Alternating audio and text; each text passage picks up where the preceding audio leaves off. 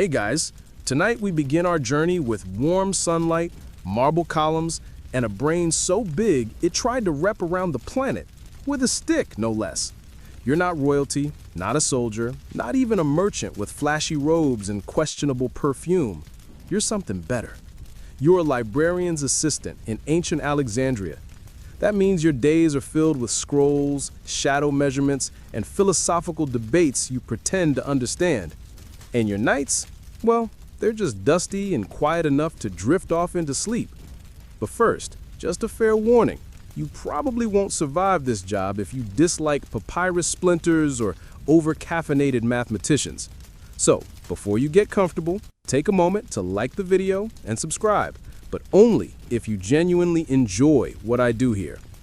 And if you're still with me, drop your location and local time in the comments. I love seeing where everyone is tuning in from. Now, dim the lights, maybe turn on a fan for that soft background hum, and let's ease into tonight's journey together. It's late morning in Alexandria. You rise slowly, peeling yourself from a woven reed mat that's been warmed to just below sun-baked tile temperature. Outside, the whitewashed walls of your modest home glow gently under the rising sun, and a breeze off the harbor carries the scent of salt, fish, and academic stress. You stretch, hear at least 3 joints complain, and squint into the dusty light filtering through a thin linen curtain. You're not in a rush. There are no bells, no alarms, just the knowledge that if you show up too late to the great library, someone else might take the good stool. And the good stool, as you know, is the one without a crack shaped like the Taurus constellation. Your walk through Alexandria is uneven but familiar. The streets are lively, vendors yelling about olives that defeated last week's batch, stray cats with the self-esteem of gods, and philosophers loudly misquoting themselves. The great library sits like a temple of light and learning, its doors already open, its shadows cool and inviting. Inside, you're greeted by the usual, the faint smell of ink and old parchment, a low hum of scholars debating in ancient Greek and badly whispered Egyptian, and the sound of someone tripping over a scroll someone else forgot to reshelve. A typical Tuesday. You make your way to your corner, an alcove with more dust than dignity, and begin your sacred duties, brushing sand off a copy of the Iliad, sorting through scrolls with titles like On the Shape of Rainbows or A Treatise on Round Things, and avoiding a lizard that's taken up residence under the bench. You don't mind. The lizard seems smarter than half the visiting poets. By mid-morning, the library is humming louder. More scholars arrive. A student knocks over an entire jar of ink and claims it's a metaphor. A stoic philosopher stares at a wall for an hour and declares it profound. You nod politely. Then you see him, Eratosthenes, the chief librarian, master of letters, mathematician, geographer, poet, occasional grumbler.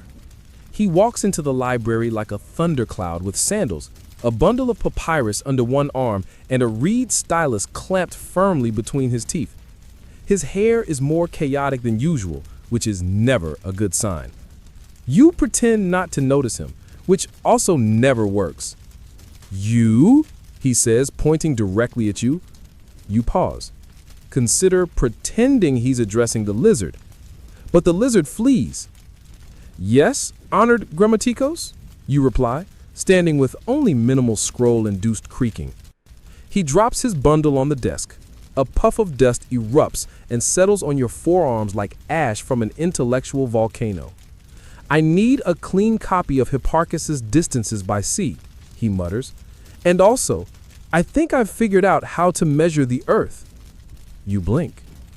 "With boats?" you ask. "No," he says, dramatically pulling out a small straight stick. "With this." You stare at the stick. It's ordinary, wooden, slightly chipped, possibly also part of a broom. He grins, which is rarely reassuring. "I'll explain later. For now, find me Hipparchus. Also maybe Ptolemy's traveling by camel, an unreliable guide." You nod slowly. "Very good, master. Measuring the Earth. With a stick." He's already walking away, mumbling about angles and sunlight and something called cyan. You suppress a sigh. It's gonna be one of those weeks. You dig into the scroll room, battling dust bunnies and catalog errors. The scrolls are loosely sorted, mostly by theme, occasionally by weight, and once, inexplicably, by smell. Eventually, you find the scroll Eratosthenes wants, wedged between How to Boil a Perfect Lentil and Why the Moon Might Be Sad. Returning to the workbench, you pause to admire the light filtering in from the open-air oculus above. The sunbeam hits a polished stone at just the right angle, casting a neat shadow on the floor. You don't think much of it, until you realize Eratosthenes is staring at the same shadow like it just insulted his mother. "Look," he says, pointing to the edge of the light. "Here in Alexandria, on the solstice, that shadow falls at an angle. But in Syene, so they say, there is no shadow at noon on the same day. The sun stands directly overhead." You nod, trying to follow. "So," he continues, "if I measure the shadow's angle here, and I know the distance to Syene, I can calculate the Earth's circumference, you guess?" He looks impressed. "Exactly. You're not entirely useless." "Thank you," you say with only moderate sarcasm. "But how do you know the distance to Syene?" He grins. "Camels." "Of course." You spend the afternoon watching him draw triangles in the dust, muttering things like parallels, curvature, and "Why did I go into librarianship if I wanted peace?" Eventually, he dispatches a courier to Syene with very specific instructions. Observe the well, record the sun's position on the solstice, and please, don't drink the data. The day ends with you reshelving a scroll on the behavior of bees and realizing that maybe, just maybe, your boss is about to do something incredible, or foolish, or both. Either way, you're along for the ride, stick and all. You return to the library the next day with a slight spring in your step, which is unusual, given your sandals are more thread than sole and you slept with your neck at a 42-degree angle.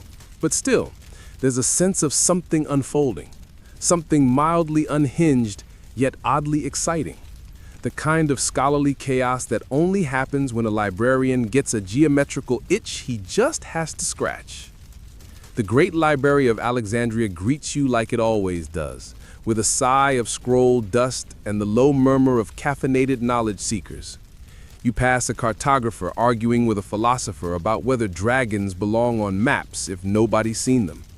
You think privately that maybe dragons are just overgrown lizards with better marketing. At your usual bench, still creaky, still cracked, you find a new stack of tasks waiting. Reshelve 20 scrolls, copy 3 manuscripts, and oh yes, assist the chief librarian in attempting to calculate the circumference of the planet using shadows and a walking animal with an unpredictable bladder. You get to work, scroll after scroll, unrolling, re-inking, re-rolling. The scent of old papyrus is oddly comforting now, like dry paper and toasted grain, with just a whisper of regret. One scroll in particular catches your eye. It's from an old mathematician named Eudoxus, rambling about celestial spheres and perfect forms. You try to read it, but after the third phrase, hypothetical geocentric parabola, your brain threatens a soft shutdown. Eratosthenes is already at the main atrium, pacing like a philosopher whose lunch was just stolen by a goat. He's drawn something on the marble floor, a large arc, intersected by a neat triangle. The triangle is labeled with city names and numbers and what might be a doodle of a man getting stepped on by a camel. "Ah," he says when he sees you. "Come here. You have reasonably straight posture. I need you." It's not the compliment you were hoping for. He places a thin wooden stick, a gnomon, he calls it, into your hand. Hold it upright, precisely upright, like it's your last and only purpose on earth.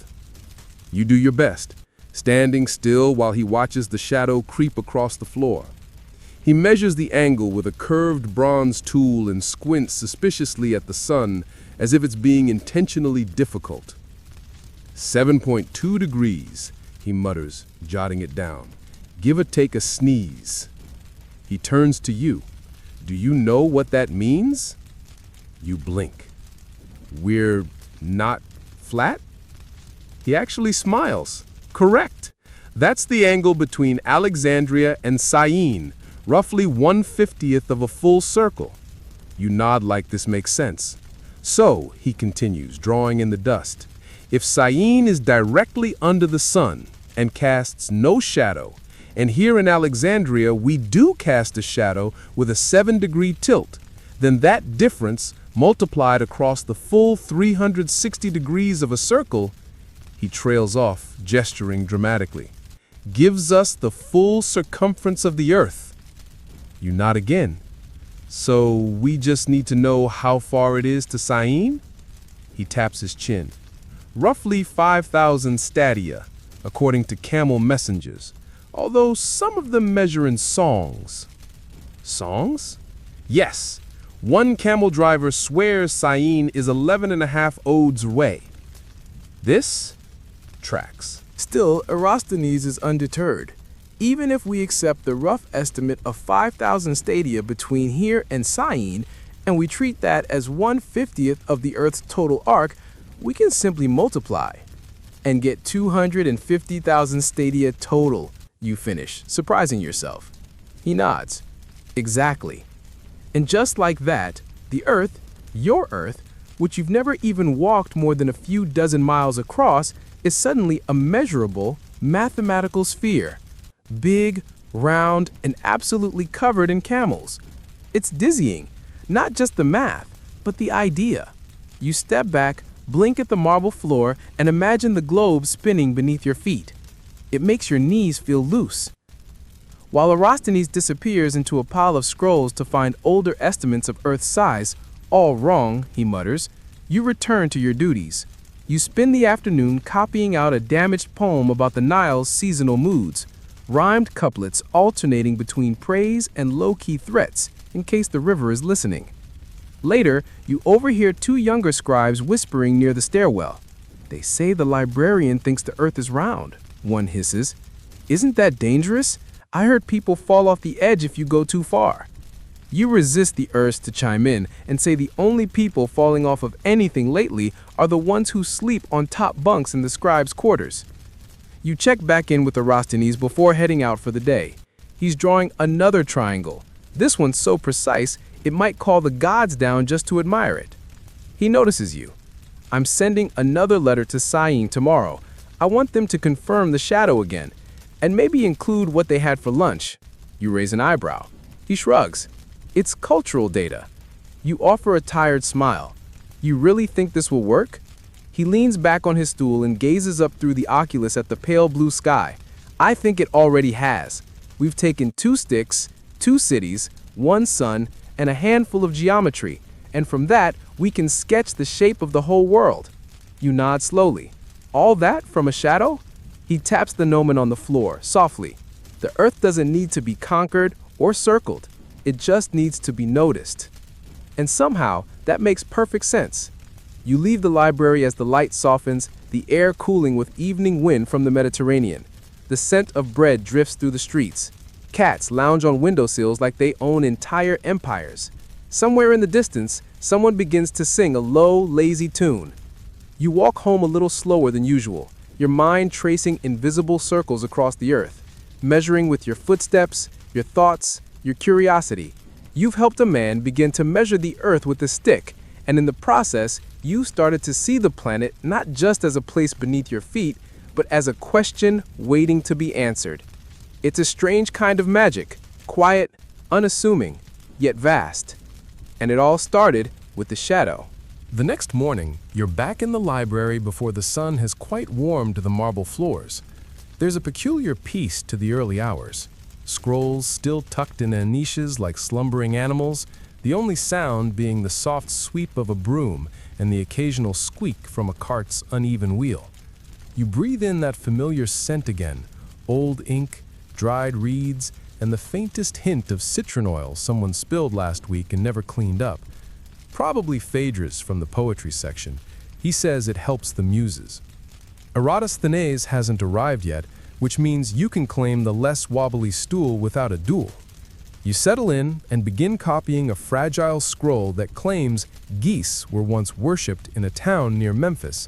Not the Memphis with the blues, although that would be an entertaining cross-temporal mix-up, but the Egyptian one, where apparently a sacred goose bit a priest and started a new sect.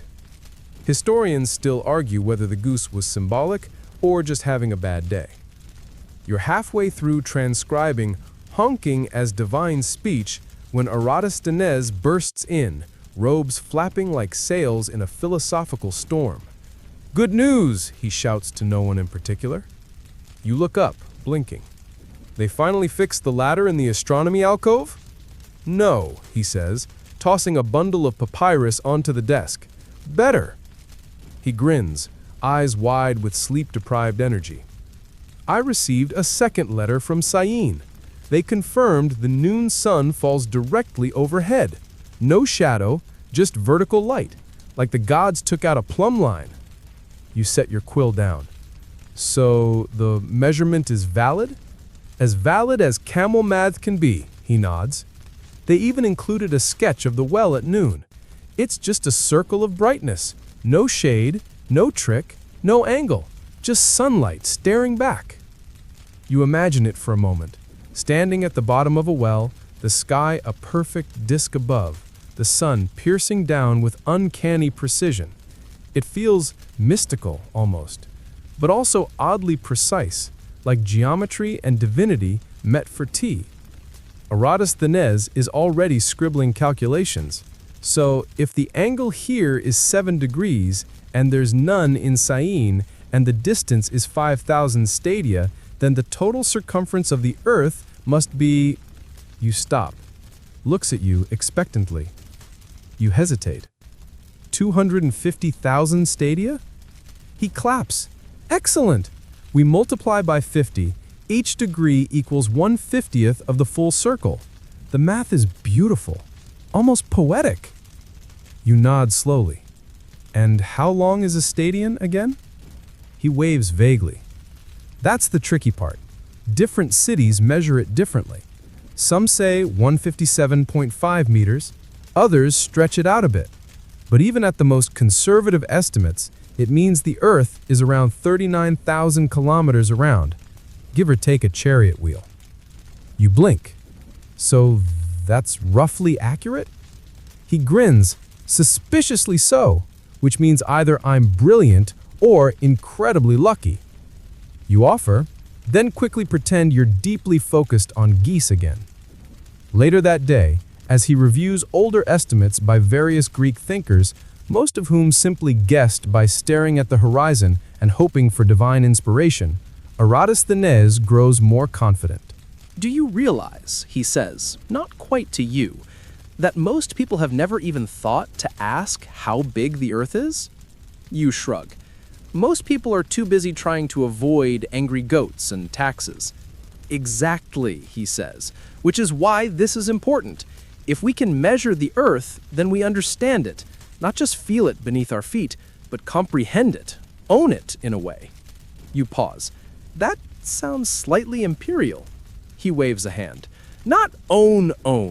Understand, in the way poets claim they own the stars, or at least rent them emotionally. That makes more sense. Barely." As the day drifts onward, you're sent to the archives, one of the deeper, cooler chambers of the library where older scrolls are kept in clay jars sealed with wax. It smells of damp history, a little mildew, and the faint scent of sandalwood from someone's forgotten incense experiment. Your task is simple. Retrieve a scroll from Anaximander, a philosopher who once suggested that the Earth floated freely in space because it was equally distant from everything else. You always found that idea comforting, like a leaf suspended in a breeze, held up not by strength, but by balance. The scroll is brittle, its edges curled like ancient petals. You carry it back gently, cradling it like a sleepy cat. Eratosthenes unrolls it with reverence, scaring the faded lines. "See here," he says, pointing. "Even Anaximander had a sense of the Earth's shape. He just couldn't measure it. No angles, no math, just floating hope." You nod. "And now we have shadows." He chuckles. "Yes, shadows and sticks, the tools of revolution." You pause. "Do you think anyone will believe you?" He considers this. "Eventually. Maybe not now, but someday someone will dig up this work, and they'll see the angles, the numbers, the letters to Cyrene, and they'll realize we weren't just guessing. There's something heavy about that. Not sad, more like the weight of time pressing lightly on your shoulder. The idea that what you copy, what you preserve, might echo into the future, even if only as a footnote." That night, you take a detour on your walk home. You climb the hill near the eastern wall of the city, just high enough to catch the sunset without being chased off by local shepherds. You stand there, watching the horizon curve gently away, and wonder if the earth feels round beneath your feet. You hold your hand out, making a fist against the amber sky. The sun shrinks behind it, and for a moment you pretend you're holding the same stick Eratosthenes used, a measuring rod against the heavens. And though the ground is firm and your sandals are worn, you feel just a little bit taller, just a little bit closer to understanding the world. All from a shadow, all from a stick. The morning after your impromptu sunset science moment, you wake with an odd feeling in your chest. Not dread, which is usually how you feel about early hours in cold water. No, this is closer to something like anticipation. A quiet excitement buried under the more pressing sensation of needing to stretch your spine like a cat who's been rolled up in a scroll tube overnight. You make your way through the narrow alleys of Alexandria. The air already tastes like baked stone and salted wind, and in the harbor, the ships creak softly as dockhands prepare bundles of grain, amphorae of oil, and baskets of dates so ripe they practically sigh when touched. You pass the same woman who sells fried chickpeas in the corner stall, and she nods at you with the knowing look of someone who's seen you yawn in public more times than you'd care to count. Back inside the great library, there's commotion. Not the usual murmurs of scrolls changing hands or scholars arguing over the finer points of divine proportion. No, this is the clattering, rapid-paced kind of noise that only occurs when something new has arrived. You find the source easily enough. A fresh shipment from Cyrene has come in, including papyri, pressed wax tablets, and, curiously, a crate of dried figs labeled philosophical nourishment. "Don't touch those," Eratosthenes says as he walks by, scribbling notes into a journal while avoiding the fig crate like it's cursed. "Last time I ate 3, I questioned the structure of time and passed out in the herbarium." You wisely steer clear. Today, you've been tasked with assisting him in organizing the empirical evidence. That means reviewing every mathematical and observational fragment in the library's possession that deals with the shape of the Earth, distances between cities, sun paths, and, oddly, shadow lengths of obelisks. The scrolls are numerous, and many are contradictory.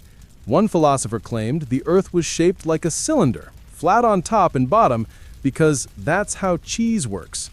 Another insisted it was a dome, resting on the back of a cosmic turtle, though no one could agree on the turtle's species.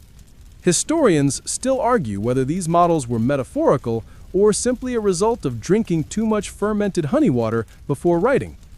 Amid the chaos, you find a document from an obscure traveler named Themistocles the Mild, who once attempted to measure the curvature of the Earth by lying flat in a boat and watching how long it took for the sails of distant ships to disappear over the horizon. His conclusions were inconclusive, mostly because he fell asleep mid-experiment and drifted into a school of jellyfish. He later became a jellyfish enthusiast and never finished his measurements. You copy out the relevant passages and pass them to Eratosthenes, who adds them to a growing chart on the wall. The chart is beautiful, in a way, a giant parchment filled with circles, angles, triangles, sun paths, and carefully labeled observations like Alexandria noon shadow and Syene well depth. Don't fall in. The chart is surrounded by smaller notes, measurements of camel walking speeds, estimated distances between Nile cities, and a rather poetic aside about the sun being the eyelid of the gods, blinking slowly upon us. You point to that one. Poet's contribution, Aristophanes mutters. I keep it there to remind myself never to ask the lyricists for data. Despite the jokes, the work is serious. Aristophanes is building something no one else has tried before. Not just a theory, but a framework, a method, a way to apply numbers and shadows and distance into something that reveals the planet beneath your feet. It's the kind of thinking that could get a man accused of wizardry, or worse, of being impractical. Later, he asks you to assist with an outdoor experiment. This involves carrying several sticks, 2 polished bronze mirrors, a string with beads for measurement, and a wax tablet. You march through the city like some kind of philosophical mule, dodging carts and curious children who think you're selling a new kind of musical instrument. At the appointed square, Aristophanes sets everything up with careful, almost theatrical flair. The stick, gnomon, is placed upright in the center. The mirrors are angled just so, reflecting the sun onto a marked slab of stone. The beaded string is stretched out from the gnomon's base, showing the angle of the shadow down to the minute bead. You write the measurements down as he calls them out. 17 beads. Shadow length, short. Sun angle, steep. You note the time. Noon approaches. As the shadow shrinks, the angle narrows, and Aristophanes beams with a quiet intensity. This, he says, gesturing to the faint line etched in light and dust, is how we unlock the world. You nod. With geometry? With questions, he replies, and just enough arrogance to assume the cosmos is listening. You pack up the tools. A few passers-by mutter, some curious, some suspicious. A child throws a fig at you. It misses, but lands near your foot with an oddly philosophical squelch. Back at the library, you return to your copying duties. Today's scroll is a treatise on how the stars rotate and whether the night sky is a dome or a series of invisible concentric wheels. One line makes you stop and reread. The earth, if round, must cast a shadow in turn, on the moon, on time, on the hearts of men who refuse to wonder. You write it down in the margins, then feel a little guilty about the poetic indulgence. But Aristophanes would probably approve. As dusk approaches, you and the librarian share a meal of lentils, barley bread, and the occasional fig. Non-philosophical, thankfully. He chews thoughtfully. I sometimes wonder if the earth minds being measured. You raise an eyebrow. He means it's been here longer than we have, turning, quietly, patiently, and now here we are, taking sticks and angles and shadows, poking at it like ants with chalkboards. You smile. Maybe it likes the attention. He chuckles. Maybe? Or maybe it's just rolling its eyes very, very slowly. The stars appear as you walk home together, quiet now, the air full of promise and dust. The moon glows in a sky that seems larger than usual. You look up, and for a moment, you don't feel small, not exactly, just part of something measurable. And that's its own kind of comfort. Morning begins with the gentle creak of papyrus unrolling and the smell of warm ink thick in the air. You arrive early today, earlier even than the custodians who refill the lamps, and the silence of the great library is nearly holy. Dust motes hover in columns of light streaming through the tall carved windows, and for a brief moment, it feels like you're the only thinking creature left in the entire city. Eratosthenes arrives not long after, balancing a tray with 2 clay cups and a small jar of date paste. I thought you might appreciate sustenance, he says, setting 1 cup beside you with an exaggerated air of scholarly generosity. You eye the paste skeptically. Do I eat it or write with it? Both, if we're running low on ink, he mutters, then sits heavily beside you. His robes are rumpled in the back from falling asleep at his desk again. You know this because there's a faint imprint of a wax seal stuck to his shoulder. Today, your task is less mathematical, more tedious. You're reviewing old records from surveyors, men hired by the Ptolemaic administration to measure tax plots and irrigation ditches. Their work, while not glamorous, is filled with details: the length of roads, the spacing of date palms, the slope of canals, and most interestingly, how many days it takes for a caravan to travel from one city to another. Eratosthenes is absorbed in a scroll from a merchant who swears his camels took exactly 11 days to travel from Cyrene to Alexandria, assuming no sandstorms, snake incidents, or poetry recitals that distracted the caravan leader. The poet, apparently, had a habit of composing while walking, which led to several accidental detours. You raise your eyebrow. You're trusting camel travel logs? He shrugs. It's either this or trust Herodotus, who once claimed that giant ants mined gold in India. Historians still argue whether Herodotus was being literal, metaphorical, or just having a very creative off day. You dutifully copy the distances mentioned, but your mind drifts. You imagine the long, swaying journey across the Nile Valley, past temple ruins, sleepy villages, and crocodiles that seem to exist solely to startle people trying to refill water jugs. Eratosthenes hums to himself, occasionally pausing to scribble a formula or a geometric sketch in the margin. At one point, he chuckles. "What now?" you ask. He taps the scroll. This caravan master estimated the Earth's circumference based on how many water breaks his camels took. He claims the Earth is shaped like a date pit. You stare at him. I assume that's not the conclusion you'll be citing in your paper. He might include it as a cautionary tale, or as a new genre, zoological cartography.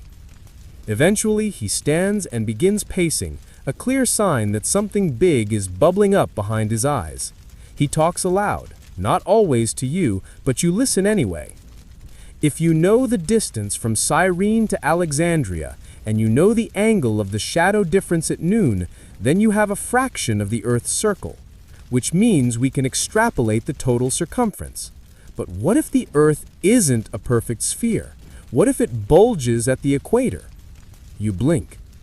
You're saying it's overweight? He snorts. I'm saying it might be slightly more elliptical than circular. Not enough to throw off measurements drastically, but enough to bother someone with too much free time.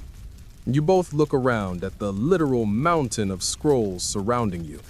Case in point, he adds. As the sun rises higher, the library begins to stir. More scholars arrive. Some to research, others to argue, and the occasional court official wanders in, always looking slightly confused as to how knowledge could be organized without bribes or shouting. You and Eratosthenes take a short break in the garden, sitting under a fig tree whose fruit is guarded by a particularly territorial cat. You sip water and stare at the stone sundial nearby, its gnomon casting a short shadow. Did you know, he says between sips, that some people still believe the Earth is flat? You glance at him. Even now? Especially now, he sighs. They say that if it were truly round, ships would fall off the horizon and we'd all slide into the ocean. You look upward, as though expecting to feel the world tilt. Historians still argue whether this is due to willful ignorance or just a shortage of properly calibrated sticks, he says. Back at your station, you review diagrams of past sundials. Some are absurdly ornate, covered in lions, griffins, and poetic inscriptions that somehow make measuring time feel like an emotional experience. Others are plain slabs with barely a notch to indicate the hour. One scroll, a personal favorite, describes a sundial created in the shape of a reclining philosopher, where the shadow fell across his beard to tell the time.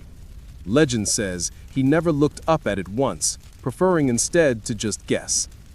Eventually, the calculations begin to take shape. Eratosthenes prepares a formal draft of his hypothesis. The Earth is round, vast, and, thanks to geometry, measurable. He lists all his data, from camel paces to shadow angles, and binds it together with a crisp logic that feels as ancient as it is revolutionary. This, he says, holding up the scroll with both hands, is what I will send to the scholars of Pergamum. Let them know we're not just collectors of old myths, we measure the cosmos. You nod. Do you want me to copy it? Eventually, he says. First, I want you to read it, every line, carefully. And so you do. You sit in the golden quiet of late afternoon, reading words that feel heavier than papyrus should allow. You trace the angles, imagine the sun over Syene, picture the arc of light over an obelisk. You see in your mind the curve of the earth, not a fantasy, not divine guesswork, but something born of sticks, shadows, and stubborn curiosity. By the time you reach the last line, and thus from what is above and below, we find what is all around, you feel something settle in your chest. Not pride exactly, more like a deep, serene understanding. Like the world has quietly admitted its shape. You hand the scroll back, and Eratosthenes smiles without saying anything. He knows, the earth is big, and you're on it. And somehow, that's comforting. Your days begin to settle into a rhythm now. Morning light seeps across the polished stones of the library's floor.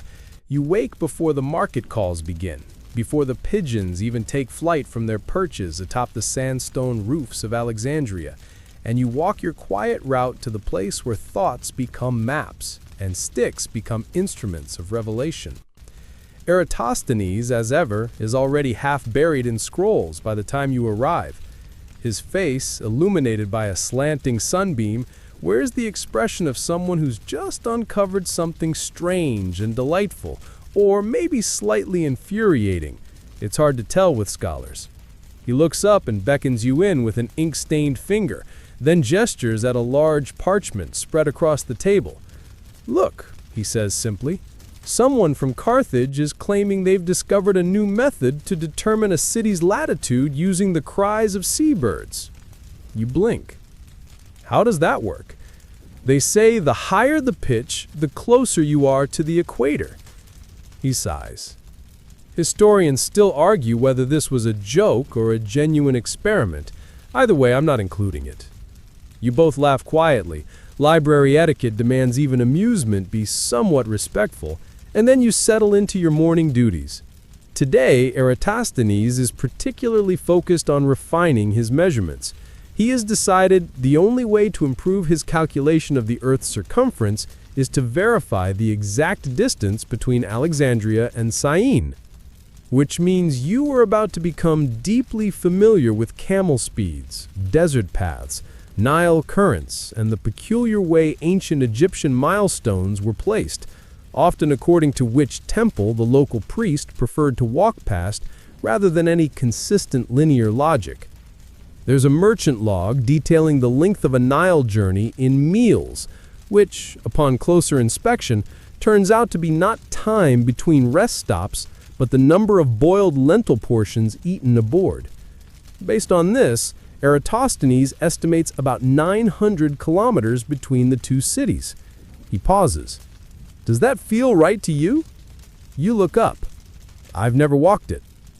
Neither have I, has ever, is already half buried in scrolls by the time you arrive. His face, illuminated by a slanting sunbeam, wears the expression of someone who's just uncovered something strange and delightful, or maybe slightly infuriating. It's hard to tell with scholars. He looks up and beckons you in with an ink-stained finger, then gestures at a large parchment spread across the table. "Look," he says simply, "someone from Carthage is claiming they've discovered a new method to determine a city's latitude using the cries of seabirds." You blink. How does that work? They say the higher the pitch, the closer you are to the equator. He sighs. Historians still argue whether this was a joke or a genuine experiment. Either way, I'm not including it. You both laugh quietly. Library etiquette demands even amusement be somewhat respectful, and then you settle into your morning duties. Today, Eratosthenes is particularly focused on refining his measurements. He has decided the only way to improve his calculation of the Earth's circumference is to verify the exact distance between Alexandria and Syene, which means you are about to become deeply familiar with camel speeds, desert paths, Nile currents, and the peculiar way ancient Egyptian milestones were placed, often according to which temple the local priest preferred to walk past rather than any consistent linear logic. There's a merchant log detailing the length of a Nile journey in meals, which, upon closer inspection, turns out to be not time between rest stops, but the number of boiled lentil portions eaten aboard. Based on this, Eratosthenes estimates about 900 kilometers between the two cities. He pauses. Does that feel right to you? You look up. I've never walked it. You ask Eratosthenes which standard he'll use. He sighs. The Egyptian stadion. If we don't pick one, we'll be debating units until the Nile dries up. So, Egyptian stadia it is. 185 meters per unit, 5,000 of them, totaling about 925 kilometers. He scribbles this into his notes and draws a neat arc connecting the two cities across a stylized earth. The sun's angle at noon in Alexandria versus Syene forms a triangle. He labels each part carefully, and when he adds the final equation, Earth's circumference equals 50 times the distance from Alexandria to Syene, you feel a strange thrill at the simplicity of it all. Eureka, you whisper. He nods. Not bad for someone who's never seen the other side of the planet. As the day stretches on, so does the work. You're tasked with copying geometric diagrams so precise you begin to dream in angles. You trace circles, bisect them, label their lines, and shade areas to represent sunlight. There's a scroll labeled Shadow Lengths of Notable Monuments, and it includes such delightful notations as the Obelisk of Karnak, casts a perfect diagonal at midwinter and a perfect nuisance year-round. The best part, though, is helping Eratosthenes write the introduction to his treatise. He begins dramatically. Let none who possess a thinking mind neglect the joy of measuring the heavens. You suggest removing neglect and replacing it with miss. Less scolding, more inspiring. He frowns at first, then agrees. As he writes, he mutters thoughts aloud. It's strange. We are mapping something we cannot touch, and yet, with the right angle, a shadow becomes a truth. You nod, even if your hand is cramping from too much scribal duty. In the afternoon, he decides you both need fresh air and leads you into the library's garden, a place more known for whispered philosophy than botany. There's a pool in the center, with lotus flowers lazily drifting across its surface. The sun overhead is hot and indifferent. You sit by the water's edge and watch as he sketches another triangle into the dirt with a stick. Do you know, he says, some people think the earth must be infinite because they can't imagine a world with an edge or a limit. You trace a ripple in the pool, but if it has no edge, how can we measure it? He grins. Exactly. That night, you can't sleep, not because of discomfort, though your mat is as forgiving as a stack of bricks, but because your mind keeps looping over the numbers. 7 degrees, 1/50th of a circle, 5,000 stadia. It all holds together. More than that, it makes sense. The earth is vast, but not unknowable. It's a revelation that doesn't feel thunderous. No lightning, no divine voice, just quiet certainty, like a well-built arch that doesn't creak when walked upon. The next morning, as you prepare fresh ink, Eratosthenes tosses a wax tablet onto your work table. It's covered in calculations, some complete, others scratched out and redone 3 or 4 times. He sits across from you with that particular smile that means you're about to do something difficult. "Help me check these figures," he says, "because if I'm wrong, I'd rather know now than after the treatise is published and the Stoics send a formal complaint." You dive in. Slowly, line by line, you verify the trigonometry, the proportional reasoning, the multiplication of degrees into a full 360. It's not glamorous, but it's honest. Eratosthenes isn't chasing glory. He just wants to be accurate. And for someone who's never left Egypt, he's doing a pretty decent job measuring the entire Earth. At one point, you find an inconsistency, a repeated digit in one of the degree calculations. You point it out. "Didn't you already add that angle once?" He squints. "So I did. You just saved me from accidentally expanding the Earth by several hundred kilometers." "I'm happy to prevent continental drift," you say. By midday, the tablet is corrected, the figures finalized. Eratosthenes leans back, closes his eyes, and exhales slowly. "It's done," he says. "Now all that remains is for the world to either ignore or misunderstand it." You grin, "Or copy it poorly?" He opens one eye. "I'm trusting you not to be one of those." Outside, Alexandria hums along. Markets clatter, gulls shriek, philosophers argue over honey prices. But in your little corner of the world, something extraordinary has happened. A librarian has measured the earth with a stick, a shadow, and an idea. And you were there. You held the papyrus. You inked the angles.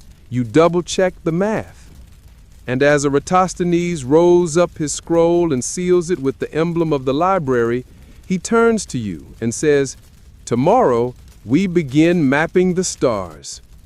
Of course, because once you've measured the ground beneath your feet, the only place left to go is up.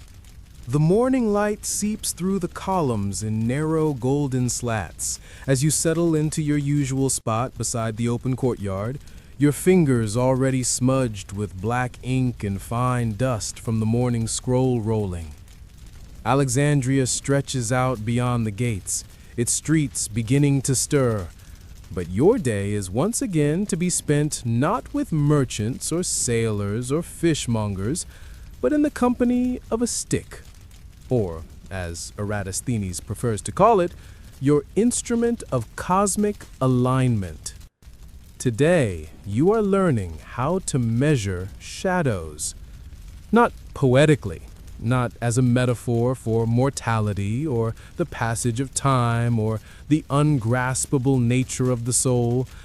No, you are learning how to literally measure how tall a stick's shadow is at precisely noon on the summer solstice, which, as it turns out, is a much more complicated affair than you first imagined. To begin, you are given a stick, a straight one, ideally. It's called a gnomon, a delightfully pompous word for something that's functionally a glorified sundial needle. It must be vertical, absolutely vertical, not slightly leaning like the Tower of Pisa or somewhat heroic like a statue caught mid-stride, dead straight. Or the measurements go bad and your earth ends up shaped like a dented olive. "Set it up again," Eratosthenes mutters, frowning at your alignment. You sigh, adjust the base with a small stone wedge, then crouch to eye the stick's posture again, as though you're a tailor fitting a particularly rigid customer. He nods approvingly. "Better. It's not perfect, but nothing built by human hands ever is. Except maybe the pyramids. But you don't mention that." You learn to use a length of string, weighted with a tiny piece of lead, a plumb line, to verify verticality. You check it, adjust it, then recheck. Then you place a circle of sand around the base so you can see the shadow clearly. It's now mid-morning, and the shadow is still long, like a sundial hand stretching lazily across the earth. You sit beside it and wait.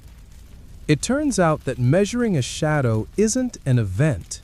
It's an ordeal of patience. You spend most of your time watching the slow creep of the shadow tip across the sand, marking its position every few minutes like some ancient form of time-lapse photography without the benefit of a camera. The shadow moves faster than you expect, but not fast enough to make you feel like anything is happening. I thought this would feel more scientific, you mumble. It is, Eratosthenes replies. Science is mostly waiting around and being annoyed when the sun doesn't cooperate. As noon approaches, the shadow shortens. You keep marking the tip with a tiny pebble, each one smaller than the last, until it reaches its brief, stubby minimum. That's the golden moment, solar noon. You measure it with string against the original gnomon height and calculate the angle between them. The math is basic geometry, but you still double-check it. You measure the stick's height, measure the length of the shadow, and use the arctangent, though you still don't entirely trust it, since no one can pronounce it the same way twice. Today, you clock an angle of about 7.2 degrees. And here's the bit that makes it all worthwhile. That 7.2 degrees is exactly 1/50th of a full circle. That's right. You've got 360 degrees in a circle, and the sun's angle difference between Cyane and Alexandria is 7.2 degrees. If that doesn't raise your eyebrows, maybe it's because you've never spent hours watching a shadow move half a thumb width across sand. From that single triangle, shadow, stick, and sunbeam, you now have the key to unlocking the full circumference of the Earth. 50 times the distance between the cities. That's the entire plan. One angle, one shadow, one gnomon. And now, having seen it happen yourself, it no longer feels like magic or guesswork. It feels sturdy, real, measurable. You can almost feel the earth curve gently beneath your feet. Or perhaps that's just from sitting too long with your legs crossed. Later, you and Eratosthenes compare notes. He traces your calculations into wax, nodding slowly. Same as yesterday. That's consistency. That's truth trying to make itself known. Then he reaches into a cloth satchel and pulls out a little bronze model, a globe. Not a map, but a tiny ball with markings scratched into it. It's crude, pocked, and about the size of a melon, but he holds it like it's treasure. This is the world, he says, placing it gently in your hands. Or at least a version of it. You've just helped measure its skin. You roll it slowly between your palms, noticing where the Nile is etched, where Alexandria is marked with a dot, and where Cyane is barely a scratch southward. Do you think the Earth really looks like this? You ask. Eratosthenes shrugs. Historians still argue whether it's a perfect sphere or slightly squashed at the poles. Personally, I think it's too proud to be perfect. You grin. Just like you? He doesn't deny it. After that, the measuring continues, day after day, checking and rechecking the angle. You learn to compensate for heat shimmer, for odd cloud drift, for that one pigeon who insists on landing precisely in the shadow's path and ruining your lines. You start naming the shadows. One day it's stubby, the next it's Lord Elongatus. Anything to break up the monotony. You also get better at improvising tools. One afternoon, your plumb line gets tangled in a fig vendor's cart and you have to use a piece of dry reed instead. It works, sort of. It wobbles in the breeze like a drunken reed flute, but it still gives it roughly vertical lines. At lunch, you and Eratosthenes sit under a palm tree and share flatbread while comparing shadow angle tables. Do you ever worry, you ask, that we'll be forgotten? That someone will find our scrolls, laugh at our math, and toss them into a brazier for warmth? He chews for a moment. Of course, but I also know that anyone who takes the time to laugh at you is secretly a little jealous. Of the math? Of the courage. Measuring the earth with nothing but a stick and stubbornness? That's bold. You tilt your head. You think stubbornness counts as courage? He nods. It's the only kind that gets anything done in this city. The rest of the day passes in measurements and more calculations. You draft charts, convert figures, and at one point start questioning the reliability of your measuring string. Has it stretched in the heat, shrank in the cold?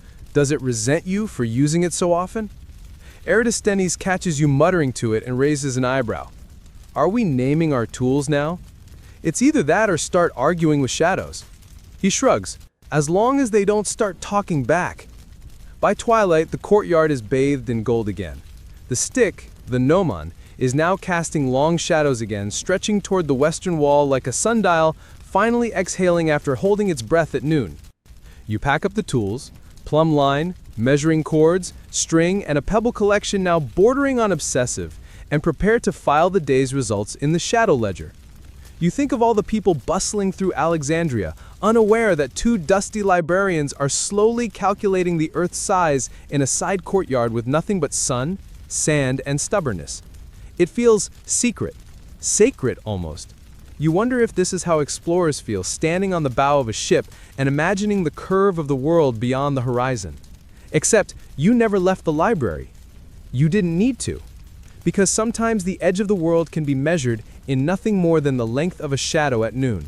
It starts with a dust-covered man arriving at the library's gate, clutching a scroll in one hand and what appears to be a small linen pouch of dried dates in the other.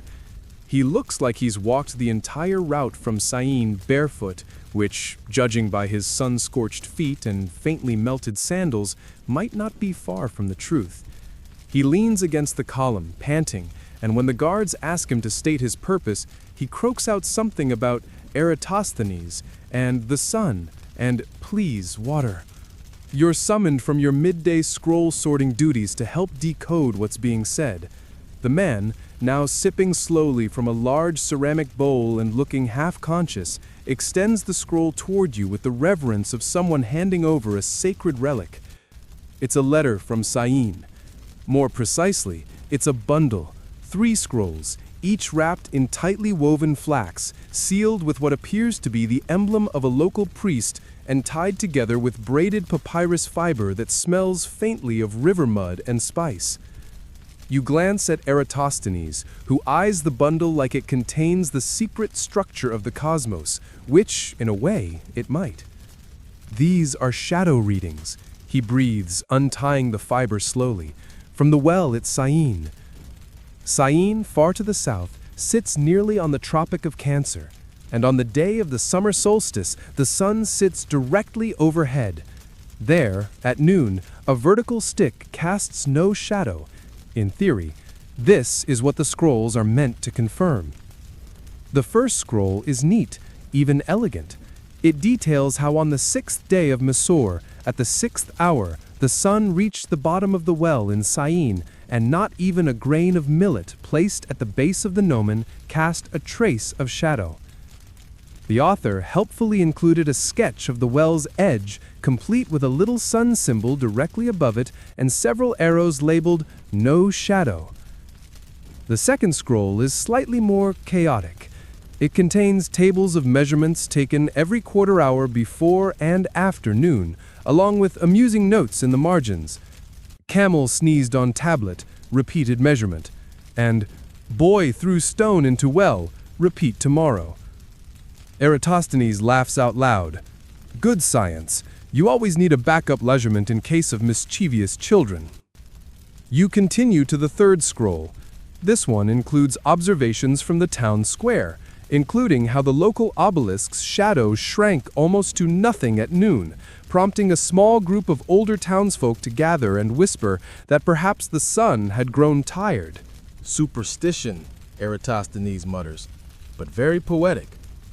At the end of the third scroll, there's a short note. Also enclosed, recipe for lentil stew, Syene variation. Sure enough, tucked into the linen pouch with the dates is a tiny scrap of parchment, with barely legible instructions for boiling lentils with crushed coriander and a suspicious amount of honey. You pocket the recipe. The scroll's data confirms what Eratosthenes expected. At noon on the solstice in Syene, shadows vanish. Meanwhile, here in Alexandria, the shadow cast at the same time measures roughly 7.2 degrees. This angle between sunbeams cast on two different cities on the same Earth is the foundation of the whole experiment. So now, he says, we connect the two. But before that happens, there's something else. You must copy the scrolls. It takes a full day. The measurements must be exact, the annotations preserved. You try your best to mimic the Cyenian handwriting, though your letters are rounder, less hurried. You even include the little camel sneezing note. It's good to keep the human parts, you say. Eratosthenes nods. History needs more laughter. Later that week, another courier arrives. This one from a caravan leader who'd accompanied the original measuring expedition. He delivers a dusty cloth bag containing several small items, a crude drawing of a well, an empty gourd bottle, and a polished stone taken from Cyene's outskirts, which was apparently used as the gnomon base. For your calculations, and because you asked for something flat and local, the note says. The courier also delivers one of his own opinions. Cyene's heat made me feel like a roasted fig in a kiln. You place the stone gently on the table beside the globe. Eratosthenes spends the evening drawing. He sketches a circle, representing the Earth, and draws two radii from the center, one pointing to Alexandria, the other to Cyene. Between them, he draws the angle, 7.2 degrees, a slice of the Earth. If this angle is 1/50th of a circle, and the distance between the cities is 5,000 stadia, he doesn't finish the sentence aloud. He doesn't need to. You already know the math. 5,000 stadia times 50 equals 250,000 stadia. That's the circumference of the Earth. It's staggering, even if you have no idea what that number looks like in real life. Even if the stadian unit shifts under your feet like loose sand depending on who you ask. Even if you suspect the Earth doesn't really care whether you measure it in stadia or the length of a cucumber vine. The fact remains, with two sticks, a shadow, a well, and a little geometry, a librarian just measured the entire planet. You feel a little dizzy. Or maybe you've just been sitting too long. That night, you and Eratosthenes sit in the library's rooftop garden, watching the stars appear above the courtyard. The moon is thin, a silver crescent that barely glows. Below, the city murmurs, clay pots clinking, sandals scuffing, someone playing a lyre out of tune but not out of place. You know, he says, we don't get to see the Earth from above. No one does, but we can still know it. You nod. There are men who conquer land, he continues, who burn cities, rule empires, erect statues. But give me a stick and a sunbeam, and I'll draw the world. You smile. Is that going in the treatise? He considers. Maybe as a footnote. You're beginning to realize that this isn't just about measurements. It's about trust, in numbers, in the consistency of nature, in the quiet dignity of slow work. It's about the belief that patient people with limited tools can still uncover the shape of the universe. The next day, you polish the stone from Cyene and mount it on a small pedestal beside the Alexandria gnomon, a kind of silent twin, not quite a monument, just a memory. And even though the scrolls are now neatly filed and copied, you can't help but reread them in quiet moments. There's something oddly comforting in the dusty notes and slightly warped geometry. You read about the boy who tossed a pebble into the well at the wrong moment and imagine him laughing and running off, never knowing he delayed a planetary calculation by an entire day. That's history too. By now, Eratosthenes has started assembling his treatise. You helped title it, On the Measurement of the Earth. Simple, grand. Perhaps a bit understated for someone who just calculated the planet's girth using 2 locations and 1 angle. But he doesn't want fame. He wants accuracy. And maybe, somewhere in the back of his mind, a small slice of immortality. You leave the library late that day. The streets are still warm underfoot, the air thick with the scent of cumin and cooking oil. The Nile glistens in the distance like a snake asleep in the dark. You pause, turn, and glance at the tower. 1 stick in Syene, 1 in Alexandria. And somehow, the world doesn't feel so unknowable anymore.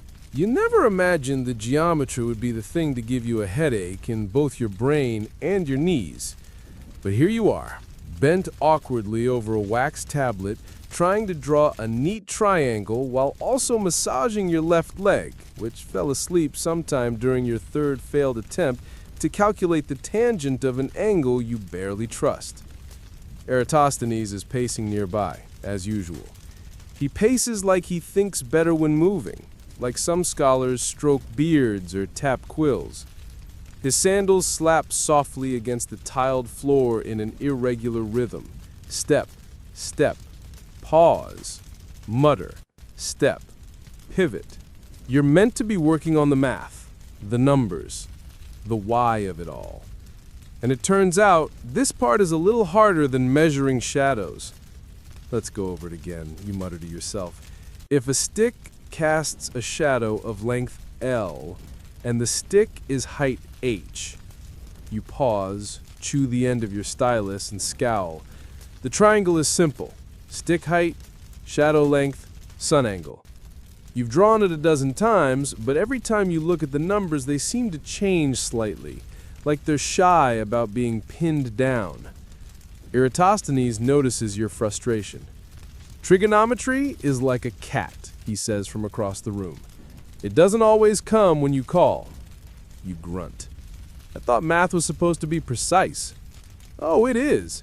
But your brain isn't. Mine isn't either. That's why we write things down. The next few hours pass in a haze of formulas and awkwardly ruled diagrams. You've learned to calculate angles using a basic understanding of arcs and circles, but it's hard not to feel like you're peering through fog. You understand that 360 degrees make a circle, and that a slice of that circle, like your 7.2 degree shadow angle, is just a fraction. It's the rest of the math that keeps tripping you up. Eratosthenes draws a large circle in the sand, places 2 pebbles, one for Syene, one for Alexandria, and then draws 2 lines from the center of the circle to each pebble. This angle, he says, pointing between the lines, is what we measured with our sticks and shadows. Right, you say, 7.2 degrees. And because there are 360 degrees in a full circle, that angle is 1/50th of the full thing, you say. So the distance between the cities must also be 1/50th of the Earth's total circumference. He beams. Exactly. You stare at the sand circle. It's so simple, and yet everything hinges on it. Historians still argue whether Eratosthenes used the correct distance between Alexandria and Syene. Some say it was 5,000 stadia. Others say he used 4,980. Some argue about which stadion he used, whether the Egyptian one or the Attic one or something else entirely. You nod slowly. Does it matter? He shrugs. Not really. The concept is sound. The number is close. The Earth, whatever its exact shape, still curves the same. It's oddly comforting. Even if your triangle is a little crooked, the planet is still round. You run the calculations again. Distance between Alexandria and Syene, 5,000 stadia, multiply by 50, 250,000 stadia. That's your number. And then you hit the next wall. What is a stadion? Exactly. No one quite agrees. It's about 157.5 meters, give or take. Or maybe 185 meters. Or possibly 140 if you ask the wrong papyrus vendor. The lack of standardization drives you slightly mad. Still, when you plug in a mid-range value, you get something astonishing. Roughly 40,000 kilometers. That's remarkably close to modern measurements of Earth's circumference. You stare at your wax tablet in disbelief. "We're not supposed to know that," you whisper. Eratosthenes chuckles. "Why not? I mean, this is the 3rd century before Christ. We have no telescopes, no satellites, just sticks and shadows and camel legs." He shrugs. "Truth doesn't need telescopes, just careful eyes." You return to the math. You start drawing circles, marking degrees, slicing the earth like a pomegranate. You find a strange joy in it once the frustration fades. There's elegance in a good circle, harmony. No wonder the gods favor round things: the sun, the moon, the orbits, the olives. And as you work, you start to spot the deeper patterns. The idea that Earth is round, that's already been floating around for a while. Aristotle mentioned it, so did Pythagoras, sort of. But no one has measured it this way. No one has turned light and shadow into planetary geometry. At one point, you start wondering if this should feel more important. Should there be trumpets, heralds? Should the scribes be carving the number into temple walls? Instead, there's just you, your stick, and a wax tablet filled with smudged lines and some breadcrumbs from lunch. And somehow, that makes it better. The breakthrough isn't loud. It isn't even dramatic. It's just a quiet moment in a sunny courtyard when you run the math one last time, get the same number again, and realize it might be right. It might really be right. You look up, and Eratosthenes is already watching you. "Told you," he says. You nod. "I think we just measured the Earth." He grins. "With a stick." You sit back, stare up at the open sky, and exhale. It feels calm, like when a question stops buzzing in your head because you finally solved it. Like the moment the water in the Nile settles after a passing boat. Like the breeze just before sunset. Of course, this doesn't mean your work is over. Oh no. Now you must write about it. You help Eratosthenes start drafting the treatise. It's harder than expected. How do you explain something so simple, yet so delicate? You work through metaphors. The earth as a melon, the shadow as a toothpick, the sun as a spotlight. You throw out most of them. He's determined to make the document clear, not poetic. Though you do sneak in one line. From Syene to Alexandria, the sun's hand brushes the earth with a gentle angle. He rolls his eyes but leaves it in. And as the final equations are copied carefully onto scrolls, ready to be archived and duplicated for scholars across the Hellenistic world, you take one last look at your original drawing. The triangle is still there. Stick, shadow, sunbeam. It hasn't changed, but you have. Because now you see the earth as a curve beneath your feet.